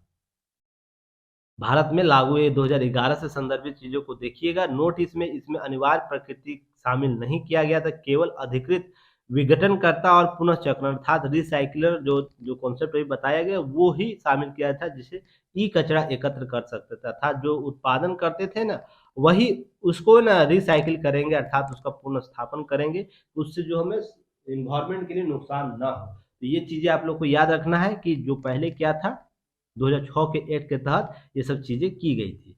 अब है कि ई कचरा नियम 2016-2017 में अधिनियमित किया गया, अर्थात संशोधित रूप लेकर आया गया था। अब मूलतः बेसल कन्वेंशन आप लोगों को मैंने आप लोग को कोप 26 पढ़ाया ना, कोप 3 से लेकर 27 तक पढ़ाया था। उसमें कोप 8 में जाइएगा तो वहाँ पर आप लोग को इसके बारे में चर्चा मिल जाएगा, बेसल कन्वेंशन। उसमें क्या किया था, ई कचरा प्रबंधन की बात की गई थी। तो देखिए सभी एक दूसरे से जुड़े हुए, बस ध्यान यह रखना है कि ई कचरा के संदर्भ में चीजें को, हालांकि देखिए ई कचरे का उल्लेख नहीं किया गया था, पर ई कचरे के मुद्दों को जरूर संबोधित किया गया था, उनकी चर्चा की गई थी बेसल कन्वेंशन में, और यहीं से जाकर फिर नैरोबी घोषणा होता है दो कोप 9 में। तो इसके बाद जो सीमा पार आवागमन है, अर्थात हम एक राष्ट्र से दूसरे राष्ट्र ले जाते हैं, नियंत्रण के लिए बेसल कन्वेंशन लाया गया कोप 9 में, जहां पर ये चीजें इलेक्ट्रॉनिक कचरे से संबंधित, पर्यावरण से संबंधित अनुकूल प्रबंधन, नवीन नवाचार समाधान तैयार करने के लिए यह कॉन्सेप्ट बताया गया था। तो इस सब चीजों को कवर करना है, आगे बढ़ना है।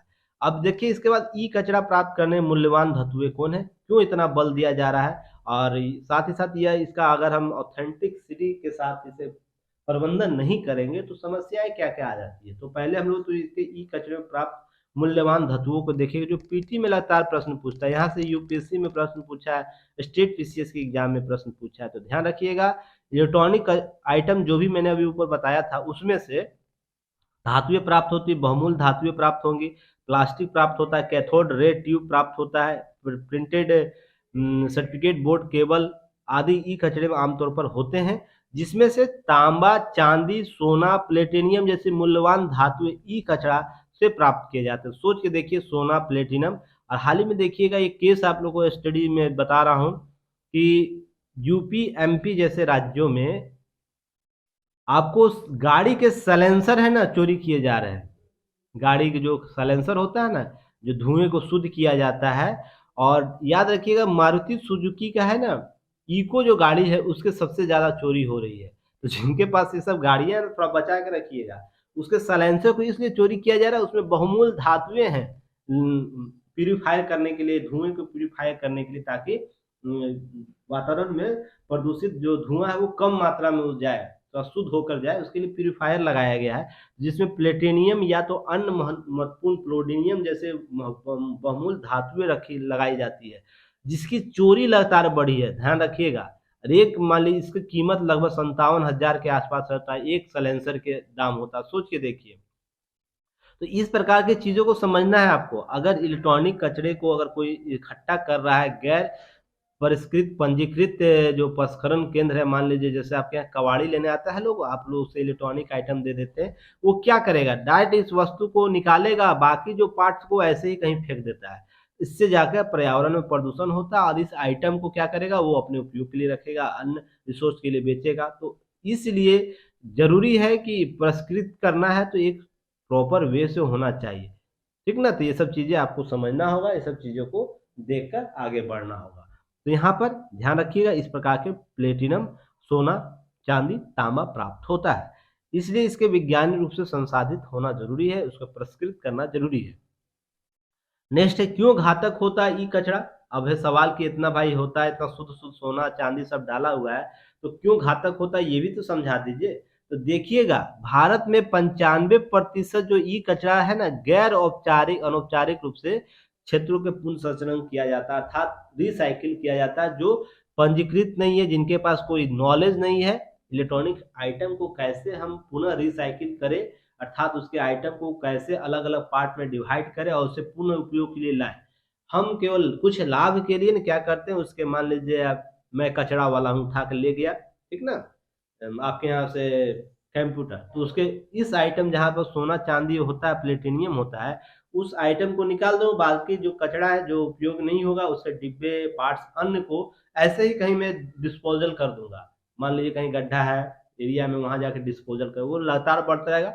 उससे रेडिएशन निकलता है जो आने वाले समय में हमारे पर्यावरण के लिए भी प्रदूषित है और प्लस भूमि के लिए तो है ही।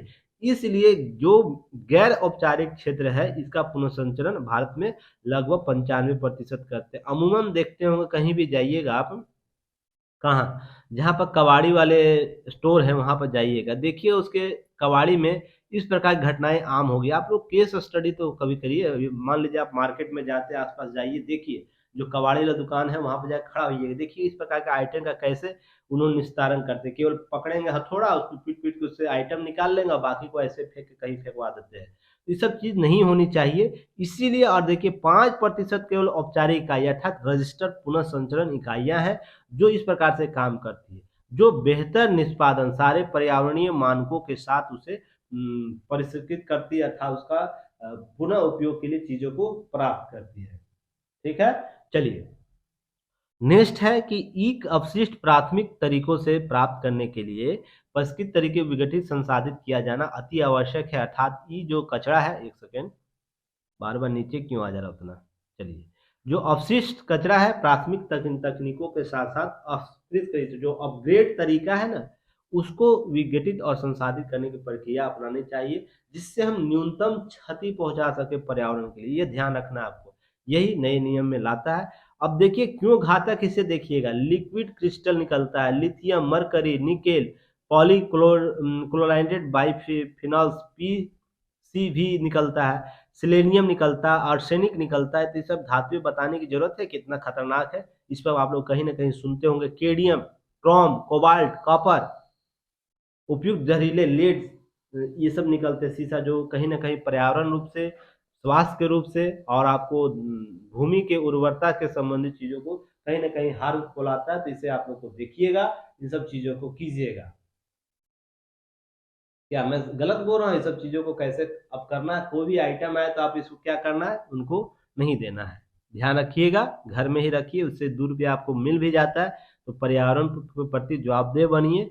जब रिसाइकिल प्लांट आपके यहाँ बन जाएगा, उसको बेचिएगा, ठीक ना? उपयुक्त जहरीले पदार्थों में मौजूद इतने खतरनाक बना देती है, जिसके कारण ये सब चीज़ें होती हैं।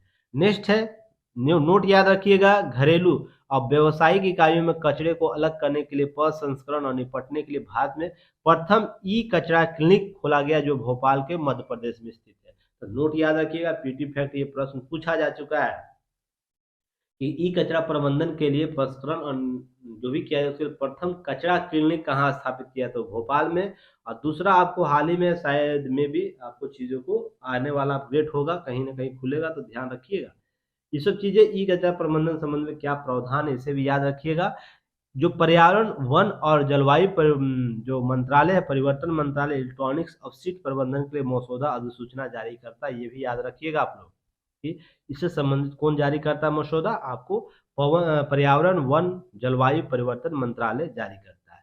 नेक्स्ट याद करिएगा कि भारत में इलेक्ट्रॉनिक कचरा प्रबंधन के नियमों का एक औपचारिक सेट है, जिसमें ई वेस्ट प्रबंधन 2016 ज़रूर याद रखिएगा। अपग्रेड जो हुआ है 2021 हम अगले सेशन में कवर करेंगे, नहीं तो वीडियो बहुत लंबा हो जाएगा, तो ये सब चीज़ें याद करिएगा।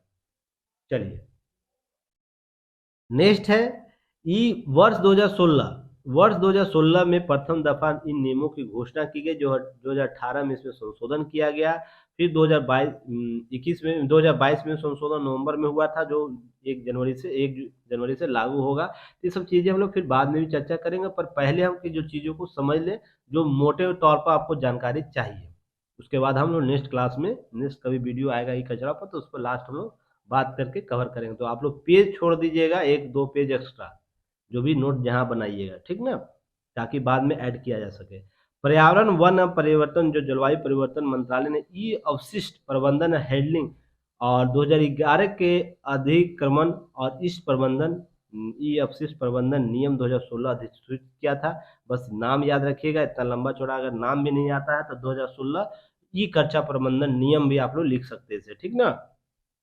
अगर पूरा नाम याद नहीं है, मैं तो आप लोग को बताने के लिए लिख दिया पूरा नाम ना, पर आप लोग अगर याद नाम नहीं रहता तो केवल ई अपशिष्ट प्रबंधन नियम 2016 याद रखिएगा। चलिए, जिसमें 21 से अधिक उत्पादों को उसकी अनुसूची 1 में दायरे में रखा गया, अनुसूची जारी की गई जिसके तहत कौन हार्मफुल है कौन नहीं है, उसको कैसे चीज़ों को कवर करना है, इन सब चीज़ों के लिए हम लोग देख सकते हैं। चलिए नेक्स्ट हम लोग बात करेंगे, इसमें कंप्लीट फ्लोरोसेंट लैंप, जो लैंप होता है अन्य पारा युक्त लैंप के साथ साथ अन्य उपकरणों को भी शामिल किया गया था।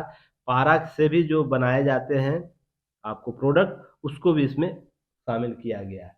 ये सब चीज़ों को कवर करना है। चलिए नेक्स्ट हम लोग बात करते हैं,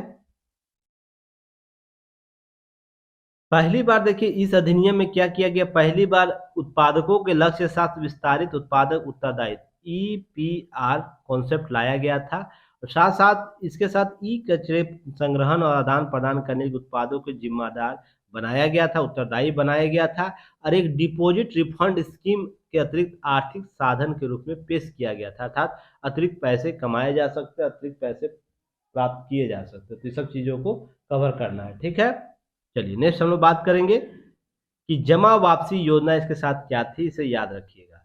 इस कॉन्सेप्ट के साथ जब भी आएगा तो आपसे ये प्रश्न पूछा जा सकता है, ई कचरा प्रबंधन में जमा वापसी योजना क्या था, डिपॉजिट रिफंड स्कीम क्या है, सबसे पहले आपको इंटरव्यू में पूछा जाएगा, तो ये सब चीज़ें याद रहनी चाहिए आप लोग को। इसके लिए क्या है कि एक अतिरिक्त आर्थिक साधन के रूप में पेश किया जा गया, जिसमें निर्माता बिजली इलेक्ट्रॉनिक उपकरणों की बिक्री के समय जमा करने अतिरिक्त जमा राशि लेगा और संबंधित उपभोक्ताओं के साथ साथ ब्याज में वापस करेगा, उपभोक्ता के साथ ब्याज वापस करेगा, और अंत में बिजली और इलेक्ट्रॉनिक उपकरण वापस कर दिए जाएंगे। अर्थात कहने का मतलब यहाँ ध्यान ये रखिएगा कि आर्थिक समाधान, अतिरिक्त आर्थिक समाधान देता है, अर्थात एक्स्ट्रा पैसा कमाने का एक कॉन्सेप्ट दिया जाता है, जिसमें निर्माता बिजली या इलेक्ट्रॉनिक उपकरणों के लिए बिक्री के समय जमा के रूप में एक अतिरिक्त राशि लेता है, उसमें ही इंक्लूड रहता है, जो एमआरपी रहता है उसी में इंक्लूड रहता है। इससे उपभोक्ता ब्याज के साथ वापस करता है, जिससे उपभोक्ता जो भी होगा ब्याज के साथ वापस करता है। अतः जब बिजली और इलेक्ट्रॉनिक उपकरण वापस करने के लिए आता है उसके पास ये कॉन्सेप्ट लिया जाता है, तो ध्यान रखिएगा ये चीज़ें, जमा वापसी योजना, इसके लिए क्या होता है, ये लाना क्यों ज़रूरी है कि इससे जो निष्पादन जो करता है कंपनी, उसको ना एक्स्ट्रा खर्च ना करना पड़े और निष्पादन की प्रक्रिया बेहतर तरीके से वो कर सके ई कचरा को, इसलिए इस प्रकार से उसे अतिरिक्त शुल्क प्रदान की जाती है, तो ध्यान रखिएगा।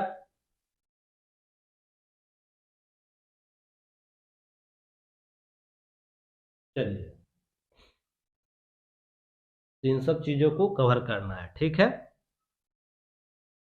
मैं उम्मीद करता हूँ जो इसके एक पार्ट में जो चीज़ें इंपॉर्टेंट है वो सारे चीज़ कवर हो चुके हैं। अब नेक्स्ट जो इसका पार्ट है, जो संशोधन होकर आया है नया नियम, और उससे निष्पादन की प्रक्रिया में क्या समस्याएं हैं और उसका समाधान हमें किस प्रकार से करना है, इस सब पार्ट को हम लोग अगले जो इसके अन्य बिंदु जो बच जाता है वो अगले पार्ट में लोग कवर करेंगे, और जल्द ही कचरा पर एक दो बार और चर्चा होगी तो हम लोग देखेंगे। चलिए नेक्स्ट हम लोग बात करते हैं, देखिए आपको हाल ही में रिमोट कॉन्सेप्ट लाया गया ना, और भी चुनाव सुधार लाया गया, प्रक्रिया लाई गई है, उस सबको याद करते करते हुए देखिए ध्यान रखिएगा, एक नया कॉन्सेप्ट आपको याद रखना है कि मतदान की प्रक्रिया बढ़ाने के लिए उत्तर प्रदेश, बिहार, राजस्थान, उड़ीसा में कम मतदान के पीछे पलायन का एक कारक बताया गया है, आपको चुनाव आयोग के द्वारा रिपोर्ट दी गई है जिसमें बताई गई है। जहां पर देखिए ध्यान रखिएगा कि कुछ राज्यों में, कुछ ऐसे राज्य हैं जहाँ पर मतदान 40 से 50% होता है, विद दर्जे कुछ राज्य ऐसे हैं जहाँ पर मतदान पिछले 2 लोकसभा चुनाव 80 से 90%, अंतर बहुत है। एक जगह 40 से 50% मतदान हो रहा है, एक जगह 80 से 90% हो रहा है, तो इन बीच के राज्यों में अंतर ऐसा क्यों है? तो उसके पीछे का कारण पलायन होता है, जिस पर रिमोट कॉन्सेप्ट अभी आया ना हाल ही में, कल मैंने लास्ट नेक्स्ट जो लास्ट क्लास था उसमें मैंने कवर किया था, तो इसे याद रखिएगा कि उससे ही जुड़ा यह है। तो आपको वहाँ जब भी पूछे रिमोट से जो कॉन्सेप्ट जो लाया गया मतदान के लिए वो क्यों जरूरी है, तो इसको इसी के संदर्भ में बता सकते हैं कि मतदान के बीच जो अंतर उसको कैसे पाटा जाए, उससे संबंधित महत्वपूर्ण कारक पलायन का है, जो अन्य एक राज्य से अन्य राज्य में बहुत से कारणों से वो चले जाते हैं जिसके कारण वो वोट नहीं दे पाते हैं, तो इसके लिए कॉन्सेप्ट अपनाया जा रहा है। अब देखिए इन राज्यों में पलायन हुए, कई राज्यों में विशेष रूप से बिहार, उत्तर प्रदेश, उड़ीसा, राजस्थान कम मतदान का मुख्य कारण है, तो ये बताया गया चुनाव आयोग के द्वारा। अब है कि 2009 के जो चुनाव हुए थे, 2019 के जो चुनाव हुए थे, एक राज्य और केंद्र शासित प्रदेश सबसे कम मतदान लगभग 40 से 50% दर्ज किया गया। वहीं 2 राज्यों में 50%, 11 राज्यों में 60 से 70%, 12 राज्यों में 70 से 80% और आपको दर्ज किया गया। तो देखिए ये आंकड़ा आपको डायग्राम से कवर करना है। यहाँ पर ऐसे लिख लीजिएगा 20%, 40, 60, 80, ठीक ना। और यहाँ पर राज्य की संख्या, पहले कितने राज्य, यहाँ पर 2 राज्यों में 40 से 50 कर लीजिएगा। इसी तरह 60 से 70 कर लीजिएगा, कितने राज्यों में, 11 राज्यों में। 60 से 70 और 70 से 80 आपको 11 राज्यों में, शेष जो 12 राज्य है उसके लिए। इस तरह का आंकड़े आप लोग इनपुट कर लीजिएगा ताकि आप लोग का एग्जाम अच्छे तरीके से लोग समझ सके डाटा को बेहतर तरीके से। और 10 राज्यों में, केंद्र शासित प्रदेशों में क्या हुआ, 80 से 90%। तो इसको डाटा को आपको यूज कर लेना है। तो इसे आप लोग देख के कवर कीजिएगा। चलिए नेक्स्ट हम लोग बात करेंगे इसी के संदर्भ में। लगभग 45.3 करोड़ लोग हैं प्रवासी भारतीय के रूप में जाने जाते हैं, जो अन्य राज्यों में कहीं ना कहीं चले गए हैं जीविका उपार्जन के लिए या किसी अन्य कारण के लिए। पिछली बार चर्चा की जा चुकी है। और 75% ऐसे पलायन शादी या परिवार से संबंधित कारणों से होते हैं। तो यह भी आपको आंकड़ा याद रखना है। इसलिए चुनाव आयोग ने चुनाव प्रक्रियाओं में बेहतर प्रबंधन के लिए, बेहतर भागीदारी करने के लिए एक remote sensing voting machine concept लाया, जिस पर मैंने पहले भी चर्चा करा। तो याद रखिएगा सभी चीज एक दूसरे से जुड़ी हुई है। केस स्टडी जुड़ा हुआ है, रिपोर्ट जुड़ा हुआ है, तो सभी को जोड़ के करना है। एक त्रिपुरा में देखिए मिशन लाया गया है। तो आपको याद, एक सेकेंड मिशन लाया गया है त्रिपुरा में।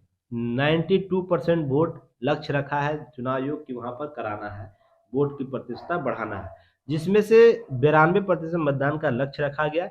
राज्य के 929 मतदान केंद्रों को ध्यान में केंद्रित करते हुए इन मतदान केंद्रों को 2018 में 89% कम मतदान हुआ था। सोच ली 89% से कम, अर्थात लगभग 89% वोट हुआ था, उससे कम अर्थात उससे नीचे, उसकी संख्या बढ़ाते हुए 92% लाने का लक्ष्य रखा गया है, जिसके लिए मिशन 9029 चल रहा है। तो आपको पीटी में पूछ सकता है मिशन 9029 किससे संबंधित है। तो चुनाव आयोग से संबंधित है, चुनाव प्रक्रियाओं से संबंधित है, त्रिपुरा में मतदान बढ़ाने की प्रक्रिया से संबंधित है। और अगर कहीं पूछे क्वेश्चन आपसे क्या कि मतदान की प्रतिशतता बढ़ाने में किस प्रकार से चुनाव आयोग काम कर रहा था, इस प्रकार के मिशन का नाम आप लोग वहां लिखिएगा। प्रश्न कहीं पूछ दे या लक्ष्य बता दीजिएगा, कभी पूछेगा एग्जाम में प्रश्न ऐसे पूछा जाता है मेंस में कि चुनाव आयोग हालिया सुधार किस रूप से किए हैं, तो ये सब मिशन का आप लोग जिक्र कीजिएगा। तो लगेगा कि नहीं, एग्जामिनर को लगेगा कि नहीं बंदा जो है या जो भी बंदी है वो क्या कर रही है कि कॉन्सेप्ट को क्लियर है, वो अप टू डेट है, चीज़ों को समझ रहा है। नहीं तो हवा हवाई कीजिएगा तो आपका हवा हवाई निकाल देगा, पता चलिएगा फिर तैयारी कीजिए अगले 1 साल 2 साल 3 साल। ये सब चीज़ें को नहीं करना। आप देखिए कितने मिनट हो चुके हैं, 57 मिनट हो चुका है। लगातार मैं बोल रहा हूँ, कुछ देर रेस्ट करूंगा। इसके लिए आपको क्या करना है, यूट्यूब चैनल को सब्सक्राइब कीजिए, शेयर कीजिए और कमेंट सेक्शन में महत्वपूर्ण कमेंट देते रहिए, सुझाव देते रहिए। जो भी कोर्सेज दी जा रही है उसका लाभ लीजिए, टेस्ट ज्वाइन कीजिए, टेस्ट में आप लोग का इम्प्रूवमेंट होगा। और युक्ति आईएएस हमेशा आप लोग के इंटरनल डेवलपमेंट की बात करता है। यहाँ पीडीएफ के चक्कर में मत रहिएगा कि पीडीएफ बहुत मिलने वाला, पीडीएफ आपको ऐप पर अवेलेबल हो जाता है। आपको की नोट्स मिलेगा, की नोट्स आपको कवर कीजिए, बनाइए उसका, उस पीडीएफ का।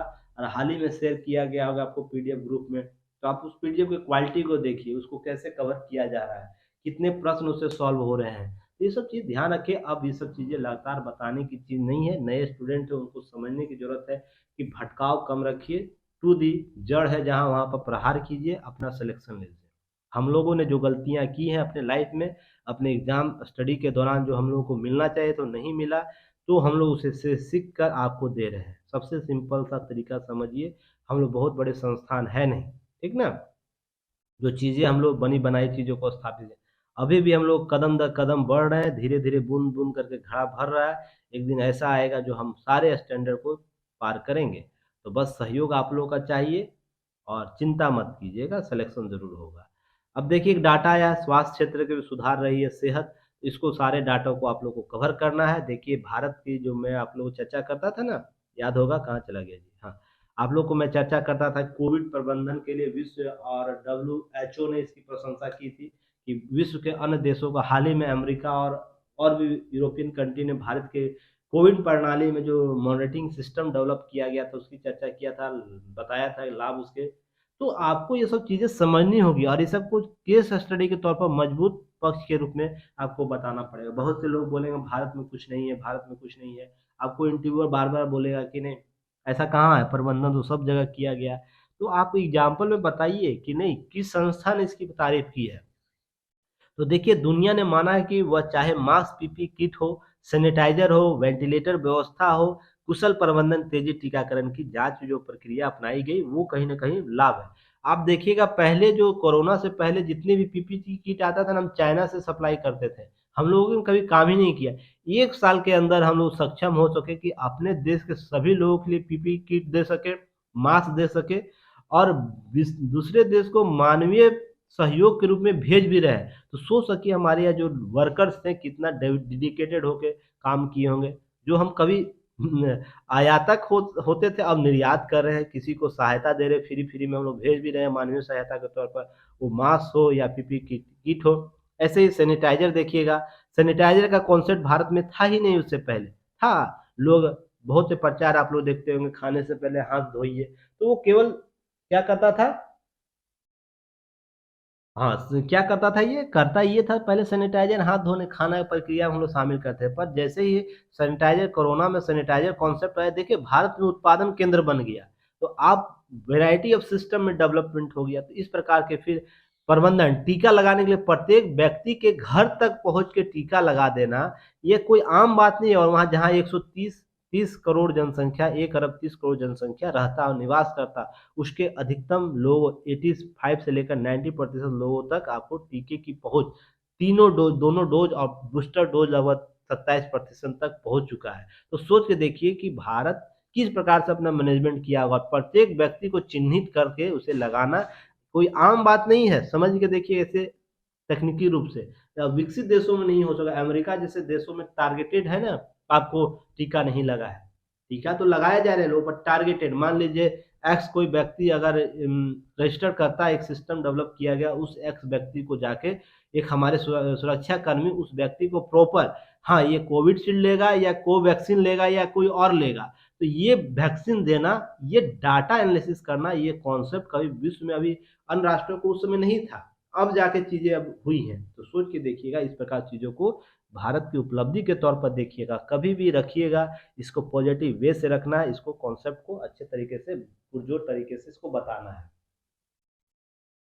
चलिए, वेरी गुड। तो यहाँ पर कुछ डाटे दिए गए, उसे याद रखिएगा, इस डाटे को यूज़ कर सकते हैं। 5 से 6 अरब डॉलर था 2020 में स्वास्थ्य पर्यटन का आकार। अब 13 अरब डॉलर स्वास्थ्य पर्यटन की उम्मीद है 2026 में भारत की। ये 18.1 अरब डॉलर का 2020 में आयुष सेक्टर था और जो 17% की दर से 2014 से 20 के दौरान बढ़ा है। ध्यान रखिएगा 17% की दर से, क्योंकि आयुष मंत्रालय बनाया गया, उसके बाद टारगेटेड चीज़ों को कवर किया जा रहा है। उसी तरह 20% स्वास्थ्य बीमा की हिस्सेदारी गैर बीमा बैंक जो क्षेत्र है उसमें कवर करता है। उसी तरीके से आपको यहाँ पे कुछ और डाटे दिए गए, उसको यूज़ करना है। और जहाँ-जहाँ ये डाटा आप उपयोग कर सकते हो उसे उपयोग कीजिएगा, हिचकिचाइएगा नहीं। कि 5 अरब डॉलर पहुँच गया भारत का हेल्थ टेक सेक्टर और 25 अरब डॉलर तक पहुँच जाने का अनुमान है अगले 10 साल में। 4 अरब डॉलर हो गई है डायग्नोसिस इंडस्ट्री, 61.8 अरब डॉलर था 2017 में हॉस्पिटैलिटी इंडस्ट्री का, अब है कि वो बढ़ के चीज़ें और भी बढ़ जाएगी और 132 अरब डॉलर तक पहुँचने के अनुमान है 2023 तक। ये हॉस्पिटैलिटी जो है ना, जो सेवा भाग करते हैं हॉस्पिटल इंडस्ट्रीज़, उसको याद रखिएगा। अब ये कोरोना ने इस पर और भी बूस्टर का काम किया इस सेक्टर में, जो हम लोग स्वास्थ्य क्षेत्र, जो पर्यटन के क्षेत्र में कोरोना के जो रिज़ल्ट हम लोग के लिए आए ना, जो हम लोग पॉज़िटिव रूप से चीज़ों को मर्ज किए, चीज़ों को कन्वर्ट किए, स्टेबिलिटी इसमें डेवलप किए, सभी लोगों को टीकाकरण किए, स्वास्थ्य क्षेत्र में एक मानक प्रक्रिया को अपनाया है। जिसके बाद है ना, और भी भारत में स्वास्थ्य जो पर्यटन होता है, लोग अब भारत में इलाज कराने आते हैं। मान लीजिए एक कैंसर का इलाज अमेरिका में 5 करोड़ रुपया है, लागत लगता है, उसी वैरायटी के कैंसर को भारत में अगर इलाज कराता है कोई, तो 2 से 3 लाख 4 लाख में हो जाता है। तो देखिए कितना अंतर पड़ जाता है, ज़्यादा से ज़्यादा 5 लाख जाएगा। तो इतने अंतर के लिए क्या होता है, इस पैसे को बचाने के लिए अमेरिकी लोग क्या करते हैं, या तो अन्य विदेशी जो होते हैं, आप सुनते होंगे कि भारत में आके इलाज कराते हैं। ऐसे बहुत से लाइलाज बीमारी जो अमेरिका में करोड़ों में जाता है, वहाँ भारत में लाखों में आता है, क्योंकि सस्ता इलाज है, अच्छा यहाँ पर हेल्थ केयर दिया जाता है, अतिथि भव किया जाता है, वो सब चीज़ें बहुत से यहाँ इफेक्ट है, तो समझिएगा। तो उस चीज़ के लिए पर्यटन, जो स्वास्थ्य क्षेत्र में पर्यटन बढ़ता है, अर्थात लोग आते हैं अपना इलाज कराते हैं, वो विदेशी मुद्रा भारत में देते हैं, तो भारत का जीडीपी में है ना, विदेशी मुद्रा का भंडार भी इससे बढ़ता है। तो ये सब चीज़ें आपको समझना होगा। जैसे पर्यटन में आते हैं लोग बाहर से, विदेशी सैलानी घूमने भारत में बहुत से ऐसे स्थलों पर, तो विदेशी मुद्रा बढ़ता है, वैसे स्वास्थ्य क्षेत्र में भी लोग आते हैं, तो क्या कहते हैं, हम लोग का विदेशी मुद्रा बढ़ता है। तो ध्यान रखिएगा, ये सब चीज़ एक दूसरे से जुड़ा हुआ है, और जितना डाटा हो स्वास्थ्य क्षेत्र से संबंधित सभी डाटे को यहाँ कवर किया गया, पर्यटन को। और इसमें मूल रूप से बूस्टर, तो एक प्रश्न आपसे पूछा जा सकता है कि कोरोना के परिणाम ने भारत में स्वास्थ्य पर्यटन को बढ़ावा दिया है। तो बहुत से स्टूडेंट कंफ्यूज हो जाएंगे, जो इस आर्टिकल को नहीं पढ़े रहेंगे ना, वो कंफ्यूज में आ जाएंगे, कैसे बढ़ा दिया भाई। अब मैं आपको स्पष्ट कर दिया, ये डाटा बता दिया, तो आपके पास एक समग्र आंसर लिखने की क्षमता हो जाएगी। तो ऐसा कीजिएगा, इसका आंसर एक लिख के भेजिएगा आप लोग ग्रुप में। ऐप के जो ग्रुप बना हुआ कम्युनिकेशन ग्रुप, वहाँ पर पीडीएफ सारे लोग शेयर करेंगे। क्या क्वेश्चन है, क्वेश्चन आप लोग लिख लीजिए कि कोरोना के परिणाम ने भारत के स्वास्थ्य पर्यटन को सकारात्मक रूप से प्रभावित किया है, विवेचना कीजिए। चलिए, आप ये प्रश्न का उत्तर 150 से 200 शब्दों में लिखकर टेलीग्राम आपको ऐप के कम्युनिकेशन ग्रुप में सेंड कर देना है। आज रात 9 PM टाइम है, उसके बाद आएगा, किन्हीं का चेक नहीं किया जाएगा। आप लोग जब मन तब भेज देते हैं, आप टारगेटेड चीज़ों को कवर कीजिए, रिस्पॉन्सिबिलिटी लीजिए। 9 PM तक, हार्डली 10 PM तक कवर किया जाएगा, उसके 11 PM के बाद जिनका भी आएगा चेक नहीं होगा। हालांकि मैं देख लूँगा उसे, पर 10 PM तक हार्डली आ जाना चाहिए। चलिए नेक्स्ट हम लोग बात करेंगे, फरीदाबाद में बनेगा दूसरा ईएसआई सुपर स्पेशलिस्ट हॉस्पिटल। तो पीटी फैक्ट के रूप में इसे कवर करना है। ईएसआई हॉस्पिटल ये बोला जाता है, सरकारी कर्मचारी निगम के तहत बनाया जाता है, जिसका मासिक वेतन है ना 21,000 से कम है, तो उसे ईएसआई सुरक्षा बीमा दिया जाता है। उससे संदर्भित जो चीजें हैं ध्यान रखिएगा, नए नियम के तहत 21,000, तो ये ध्यान रखना है, उनको बेनिफिट दिया जाता है सुपर स्पेशलिस्ट अस्पताल। तो पहला कहाँ था, पहला देश का पहला ईएसआई हॉस्पिटल हैदराबाद में था, सुपर स्पेशलिस्ट फरीदाबाद, और दूसरा फरीदाबाद में होगा। तो हैदराबाद फरीदाबाद दोनों बाद को याद रखिएगा, टू बाद याद रखिएगा, या इस प्रकार से चीज़ों को कवर करना है। आपको प्रश्न पीटी में पूछ सकता है। और ईएसआई हॉस्पिटल देखिए, ईएसआई हॉस्पिटल बहुत से स्टेट में होते हैं, यहाँ पर सुपर स्पेशलिटी अस्पताल की बात हो रही, उससे भी उन्नत, जहाँ पर बहुत सी चीज़ों को कवर किया जाएगा। ठीक है, तो ये सब चीज़ों को याद रखना, पीटी फैक्ट कीजिए, ज़्यादा अंदर डीपली नहीं जाना है, अर्थ का अनर्थ नहीं करना है। देखिए भारत में सशक्त भारत #20, हैशटैग नहीं @20 कॉन्सेप्ट है, जिसमें आप लोग को ये चीज़ें डाटा एनालिसिस किया, ये डाटा को देख लीजिएगा। अब मैंने इस पर पहले भी चर्चा किया हूँ, इसलिए चीज़ों को बस याद रखना है आपको। देखिए हर मोर्चे पर एक सेकेंड एक्चुअली होता क्या है जानते हैं, ये जो रेड ब्लू टिक करता है, उसको टच हो जाता है तो स्क्रीन आ जाता है उसका डाटा, तो जिससे कारण ये सब इशू हो जाता है, तो कॉपरेट कीजिएगा। हर मोर्चे पर आई समस्या का सजगता से किया सामना भारत ने, रूस यूक्रेन के मामले में जो चीज़ें हैं याद रखिएगा। विश्व के साथ साथ भारत भी इसका सजग रूप से सामना कर रहा है। हिंद प्रशांत क्षेत्र में चीन की अति सक्रियता चिंता का कारण रही है, वो भी आप लोग को मैं कवर किया। श्रीलंका में गंभीर आर्थिक और राजनीतिक संकट जो है, उसके संदर्भ में मैंने चर्चा किया हूँ। अफगानिस्तान में तालिबान सत्ता के संदर्भ में मैं आपको चर्चा किया हूँ। ये सारे डायग्राम पर चर्चा किया हूँ, तो ध्यान रखिए, ये सब प्रश्न आपसे पूछा जा सकता है। नई रणनीति के साथ कुछ यूं बदलाव होंगे, बढ़ाने होंगे कदम। चीन के साथ हाल में तवांग हुआ टकराव की स्थिति यथास्थिति मानने तैयार नहीं है। इस मोर्चे पर भारत के रणनीतिक रूप ज़्यादा सतर्कता बरतने की आवश्यकता होगी। बदली हुई वैश्विक परिस्थिति, रूस यूक्रेन मामला हो या तो अन्य मामले जहां पर G20 सम्मेलन और भारत की प्रतिबद्धता नई रणनीति के साथ उभर कर सामने आएगी। ये सब पर चर्चा मैं पहले भी किया हूँ। चुनावी वर्ष चुनौतियों का रहा, ये भी आप लोग को ध्यान रखिएगा। आंतरिक जो राजनीतिक रूप से काफ़ी उथल-पुथल वाला रहा है कुछ प्रमुख राज्यों में। इस वर्ष विधानसभा चुनाव होने वाले हैं। आप कितने राज्यों में होने वाले हैं? कौन-कौन सा राज्य है आप लोग बताइएगा तो कमेंट सेक्शन में पीटी फैक्ट के रूप में, और ये सब याद रखिएगा, ठीक ना? यही सब प्रश्न आपको पूछता है स्टेट पीसीएस और यूपीएससी में, कुछ ऐसे इसके टर्मिनोलॉजी को पूछ सकता है, चुनाव आयोग की शक्ति पूछ देगा। तो लगातार इस सब पर मैं चर्चा करता हूँ, बस आप लोग ध्यान नहीं रखते हैं। तो इसे आप लोग को कवर करना है। ये आज साल का पहला पेपर है ना, अभी 1 सप्ताह तक इतने डाटा आएँगे ना आप लोग, साल भर का डाटा, कि सारा चीज़ रिवाइज़ हो जाएगा। बस डाटा को लिखते चलिए आप लोग। आपको इसके अतिरिक्त कुछ करना भी नहीं है। इसलिए दैनिक जागरण न्यूज़ एनालिसिस को मैं हिंदी भाषा के लिए आपको बेहतर मानता हूँ पेपर। जितना ये डाटा देता है ना आप लोग के लिए, और जितना ये टॉपिक देता है, कोई अन्य पेपर नहीं देता आपको। जनसत्ता हो हिंदी भाषा के लिए, वो नहीं देता है। यहाँ तक द हिंदू में इतना डाटा एनालिसिस नहीं कराया जाता जितना ये दैनिक जागरण करता है, ध्यान रखिएगा। बस हिंदू में स्टैंडर्ड टॉपिक को कवर किया जाता है, और भी चीज़ें वहाँ कवर होती है। इंग्लिश मीडियम वाले के लिए बहुत ही उपयोगी है, हिंदी मीडियम वाले भी बहुत से लोग पढ़ते हैं। पर ध्यान रखिएगा, आप उस भाषा शैली के साथ सजग होकर जाइए जो आप में समझ और समझने में और चीज़ों को कवर करने में बेनिफिट हो। वहाँ पर होता क्या, हिंदू का एनालिसिस कोई करता है तो इंग्लिश में टॉपिक आर्टिकल को लिखे रहता है, उसको हिंदी में एक्सप्लेन करता है। अब आर्टिकल को बेहतर तरीके से आप पढ़ ही नहीं पाते, समझ ही नहीं पाते, तो लिखिएगा कैसे? केवल जो टीचर पढ़ा रहा है उसको बातों को लिखिएगा। यहाँ पर ध्यान रखिएगा, इंग्लिश समझना बेहतर है, ठीक ना? समझना ज़रूरी है, पर बेहतर प्रदर्शन करने के लिए आप उन सब्जेक्टों को चयन कीजिए, उस तरीके को चयन कीजिए जिससे आपका 100% आउटपुट निकल सके। ध्यान ये रखिएगा। तो ये सब चीज़ें आपको याद रखनी है, कवर करनी है। या कोई बताता नहीं है कि नहीं, हाँ, हिंदू ही पढ़कर सिलेक्शन लिया जा सकता है, दैनिक जागरण ही पढ़कर सिलेक्शन लिया जा, सभी का समग्र योगदान होता है। और जो इस भ्रम में होते हैं ना कि हिंदू हम केवल पढ़ के सिलेक्शन ले लेंगे, या तो एनसीईआरटी पढ़ के सिलेक्शन ले लेंगे, या ऑथेंटिक बुक पढ़ के सिलेक्शन ले लें, तो वो एक तरफ खाई उनके लिए रहेगा, एक तरफ कुआँ रहेगा, लास्ट में यही रहेगा उनके पास। अब जितना ये चीज़ कवर किया जा रहा है, अगर उसको ही आउटपुट आप लोग निकालते चलिए तो आपके लिए बेहतर होगा। देखिए, ये 9 वर्ष बने सहमति का नया विमर्श, आपको जो मैं पहले बातें किया हूँ ना, वो उसी का निचोड़ आपको आज के आर्टिकल में मिलेगा। क्या मैंने इन सब चीज़ों पर चर्चा किया हो, नहीं किया, आप लोग देखिएगा। मैंने बात कहा था संसदीय जनतंत्र में राष्ट्र निर्माण के लिए जो सत्रों को निरंतर विमर्श की आवश्यकता। क्या मैं आपको कभी चर्चा किया था कि संसद के पटल में लगातार संवाद की जरूरत है? इस तरह विरोध आपको हाल ही में जो लोकसभा अध्यक्ष बिरला जी ने भी, और राज्यसभा जो सभापति उनके द्वारा भी बोला गया, क्या बोला गया कि समस्या का समाधान होना चाहिए लोकतांत्रिक तरीके से, इसके विरोध के रूप में संसद के पटल को नहीं देखना चाहिए।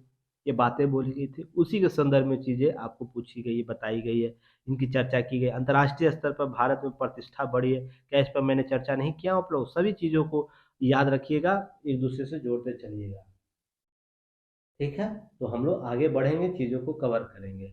इसी के साथ आपको याद रखना है मूलभूत प्रश्न क्या है? 2023 में राष्ट्रीय विमर्श के मुद्दों को संदर्भ में आम सहमति बनाई जाए। मैं संवाद की बात हमेशा करता हूँ, उसी चीज़ को यहाँ पे याद रखना है, कॉन्सेप्ट को यूज़ करना है। बस अंडरलाइन पेपर है, उसको एक बार पढ़ लीजिएगा आप लोग। यहाँ पर मैंने बात भी आप लोगों को पहले बताया था कि कुछ नेताओं के द्वारा क्या बोला कि हमारे सांस्कृतिक विरासत, सांस्कृतिक जो जो संदर्भ है उसको कहीं न कुठाराघात किया गया किसी संकीर्ण मानसिकता के संदर्भ में, तो ये नहीं होना चाहिए। इसके लिए क्या मैंने आपको बताया था, उस दिन भी चर्चा किया था, उसकी चर्चा यहाँ की गई है, जिसमें एक बड़े नेता ने किसी पार्टी के बड़े नेता ने क्या किया, राम और स्वयं को, अर्थात उस नेता ने स्वयं को एक को भरत बताया था, एक भांति बताया था। ये भी आपको इससे पहले एक दल के नेता ने गीता को जिहाद की खोज बताई थी। और जिहाद का कॉन्सेप्ट देखिए, मैंने उस दिन भी स्पष्ट किया था, जो आरंभिक जिहाद का कॉन्सेप्ट था वो कुछ और ही था। सैनिक उत्पीड़न, सैनिक प्रक्रियाओं के बाद जो जिहाद कॉन्सेप्ट पनपा, वो कहीं न कहीं अलग हो गया। फिर सांप्रदायिक संकीर्णता के संदर्भ में जिहाद का कॉन्सेप्ट आया, वो अलग हो गया। तो एक्चुअल जो जिहाद का कॉन्सेप्ट वो कहीं और ही हो गया, और वर्तमान में जिहाद का कॉन्सेप्ट हो गया कुछ और ही हो गया। उसके संदर्भ में इस नेता के द्वारा बोला गया कि गीता जिहाद का कॉन्सेप्ट देता है। ये सब चीज़ समझना होगा और लोगों को समझाना होगा आपको कि कैसे ये सब चीज़ें गलत है। अगर आपसे इंटरव्यू में पूछा जाए तो इसके लिए कॉन्सेप्ट आपको बताना होगा। मैंने पहले भी चर्चा कर चुका हूँ, तो पहले 2022 का वीडियो देखिएगा, प्लेलिस्ट में है, तो सारे चीज़ कवर हो जाएगा। राष्ट्रीय एकता, अखंडता, अर्थनीति, शक्तिशाली राष्ट्र का निर्माण, सभी पर मैंने पहले चर्चा किया। कार्यपालिका, विधायिका, न्यायपालिका, मूलभूत संवैधानिक संस्थाएं हैं और इसकी प्रतिष्ठा महत्वपूर्ण, इसके कामकाज और दायित्व बोध के शालीन विमर्श की आवश्यकता है। क्या मैंने इस पर चर्चा नहीं किया? आप लोग बताइएगा, कमेंट सेक्शन में बताइए, क्या इन सभी टॉपिकों पर मैंने चर्चा नहीं किया है? अब बोलिएगा एग्जाम में प्रश्न कहाँ से आएगा? अरे यही सब प्रश्न पूछेगा, इसको कोऑर्डिनेट करके। एक क्वेश्चन आपको यहाँ भी देखिए, एक पूछ सकता है इससे। पर्यावरण और भूमंडलीकरण, ताप वृद्धि, अंतर्राष्ट्रीय बेचैनी है, इन सब पर सतत विकास राष्ट्रीय विमर्श की आवश्यकता है। तो मैंने आपको बताया था कि विकसित राष्ट्र समस्या सबसे ज़्यादा उन्हीं देशों में। अभी हाल ही में अमेरिका में देखिएगा स्लो फोन हुआ है, लगातार स्लो बर्फबारी हो रही है और हाल ही में बाढ़ आ गया है। तो सबसे ज़्यादा प्राकृतिक आपदाओं में वही देश घिरा पिरा है, पर वो समस्याओं को अपनी जवाबदेहिता लेने से पीछे हटता है। तो ये क्या कारण है, उस पर विचार विमर्श करने की जरूरत है। हमें प्रकृति को बचाना है, न कि सह अस्तित्व जो अपना अंतः अस्तित्व है उसको बचाने की जरूरत है। ध्यान रखिएगा, प्राकृतिक या तो पृथ्वी बचेगी न, तो सभी संसाधन बचेंगे। नहीं तो पता चला कि एक दिन ऐसा आएगा, 2022 के आसपास ऐसा आएगा कि मानव अस्तित्व का खतरा उत्पन्न हो जाएगा। इतना प्राकृतिक विपदाएं आने लगेंगी। चलिए, तो इसे देखेंगे, हम लोग कवर करेंगे, ठीक है। तो इसको हम लोग आगे देख के आगे बात करेंगे। चलिए, इसी तरह राष्ट्रीय न्यायिक नियुक्ति के संदर्भ में मैंने बातें की थी, आप लोगों को बताया था किस प्रकार से, साथ साथ विधानमंडलों के संदर्भ में बातें मैंने की थी। तो ये सभी चर्चा पहले की है, बस ध्यान ये रखना, इस न्यूज को बस रिटेल करना है, रिकॉल करना है और चीज़ों को समझ लेना है। न्यायिक नियुक्ति के संदर्भ में लगातार चर्चा हो रही है, उस पर चर्चा की गई है। तो आपको पहले भी ये न्यूज़ कवर की जा चुकी है, बस ध्यान ये रखना उन सब चीज़ों को कैसे कन्वर्ट करना है। और साथ में देखिए एक चीज़ और भी है, वामपंथी लेखन और लेखन भारतीय संस्कृति के सामाजिक कंपोजिट बताते हैं, अर्थात सामाजिक कंपोजिट बताते हैं, अर्थात यह एक कारक मानते हैं भारत के प्रगति को रोकने का। तो इसके संदर्भ में चीज़ें कैसे विविधता के संदर्भ में बातें करते हैं। तो भारत में विविधता तो जरूर है, पर बेशक विभिन्न राज्यों के रीति रिवाज भिन्न हो सकते हैं, किंतु सब संप्रभु भारत के अविभाज्य अभिवंग अभिन्न अंग है, एक संस्कृति है। मैंने आपको बताया था ना कि संस्कृति में विभिन्नताएं हो सकती है, पर संस्कृति का पुनरुत्थान कभी हो सकता है जब एक सोर्स को समझेंगे लोग कि भारत की संस्कृति क्या है। भारत की संस्कृति वो है जो सनातन संस्कृतियों के द्वारा डेवलप वो पनपी हुई है। बाहरी कॉन्सेप्ट को, अगर भारत भूमि के बाहरी कॉन्सेप्ट को हम लेकर आएंगे तो यहाँ पर थोपने का प्रयास करेंगे ना, तो क्या होगा कि यहाँ पर सांप्रदायिक चीजें बढ़ेंगी। उनका भी सह अस्तित्व है, क्योंकि उन्होंने भारत में है ना रहने की, भारत में रहने की प्रवृत्ति को समझा, उसके साथ मिलजुल कर चीज़ों को एस्पेक्ट को समझा। अगर भारतीय मुस्लिम भी है तो भारतीय संदर्भों, भारतीय आदर्शों को समझे, न कि अरबी और उस प्रकार की चीज़ों को समझे। हाँ, उनकी मान्यता अलग हो सकती है, उनकी पद्धति अलग हो सकती है, पर उनको भारतीय भूमि में जो जीवंता है, भारतीय जो गर्व के क्षण है, उनको भुनाने के लिए उनको एक भी असर नहीं छोड़ना चाहिए। जैसे अगर भारत भूमि कभी आदि वेदों का रहा है काल, जो आज चरक का नाम सुनते हैं, आप लोग सुनते होंगे, कौटिल्य का नाम सुनते होंगे, या तो बहुत से ऐसे विद्वान रहे, सुश्रुत का नाम सुनते हैं। आज हम लोग क्या कहते हैं, सैनिटाइजरी और ये सब चीज़ों पर, सर्जरी पर बात करते हैं। सुश्रुत और चरक पहले ही बात कर चुके। जब विश्व है ना लंगा फकीर होकर घुमा करता था ना, हम उस समय वेद और ये सब कॉन्सेप्ट दिए जाते, आधुनिक मॉडर्न साइंस दिया करते थे। हमने गणनाएं की हैं, सटीकता के साथ ग्रहों की गणनाएं की हैं। अब कोई विज्ञान का लोग आएगा, वो बोले ग्रहों का गणना हम तो आधुनिक रूप से कोपरनिकस और गैलीलियो के बाद चीज़ों को कवर किए। तो देखिए भाई, आपने ज्ञान आज अर्जित किया, इसका मतलब यह नहीं कि विश्व के अन्य क्षेत्रों में ज्ञान की पराकाष्ठा रही ही नहीं होगी।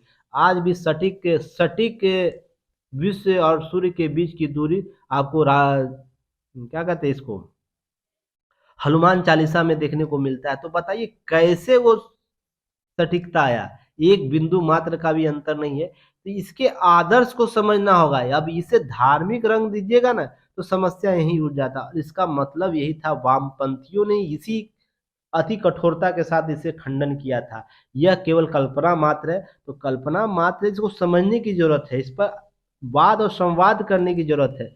वाद प्रतिवाद संवाद जो होता है ना, कॉन्सेप्ट है, संवाद करने की जरूरत है इसमें।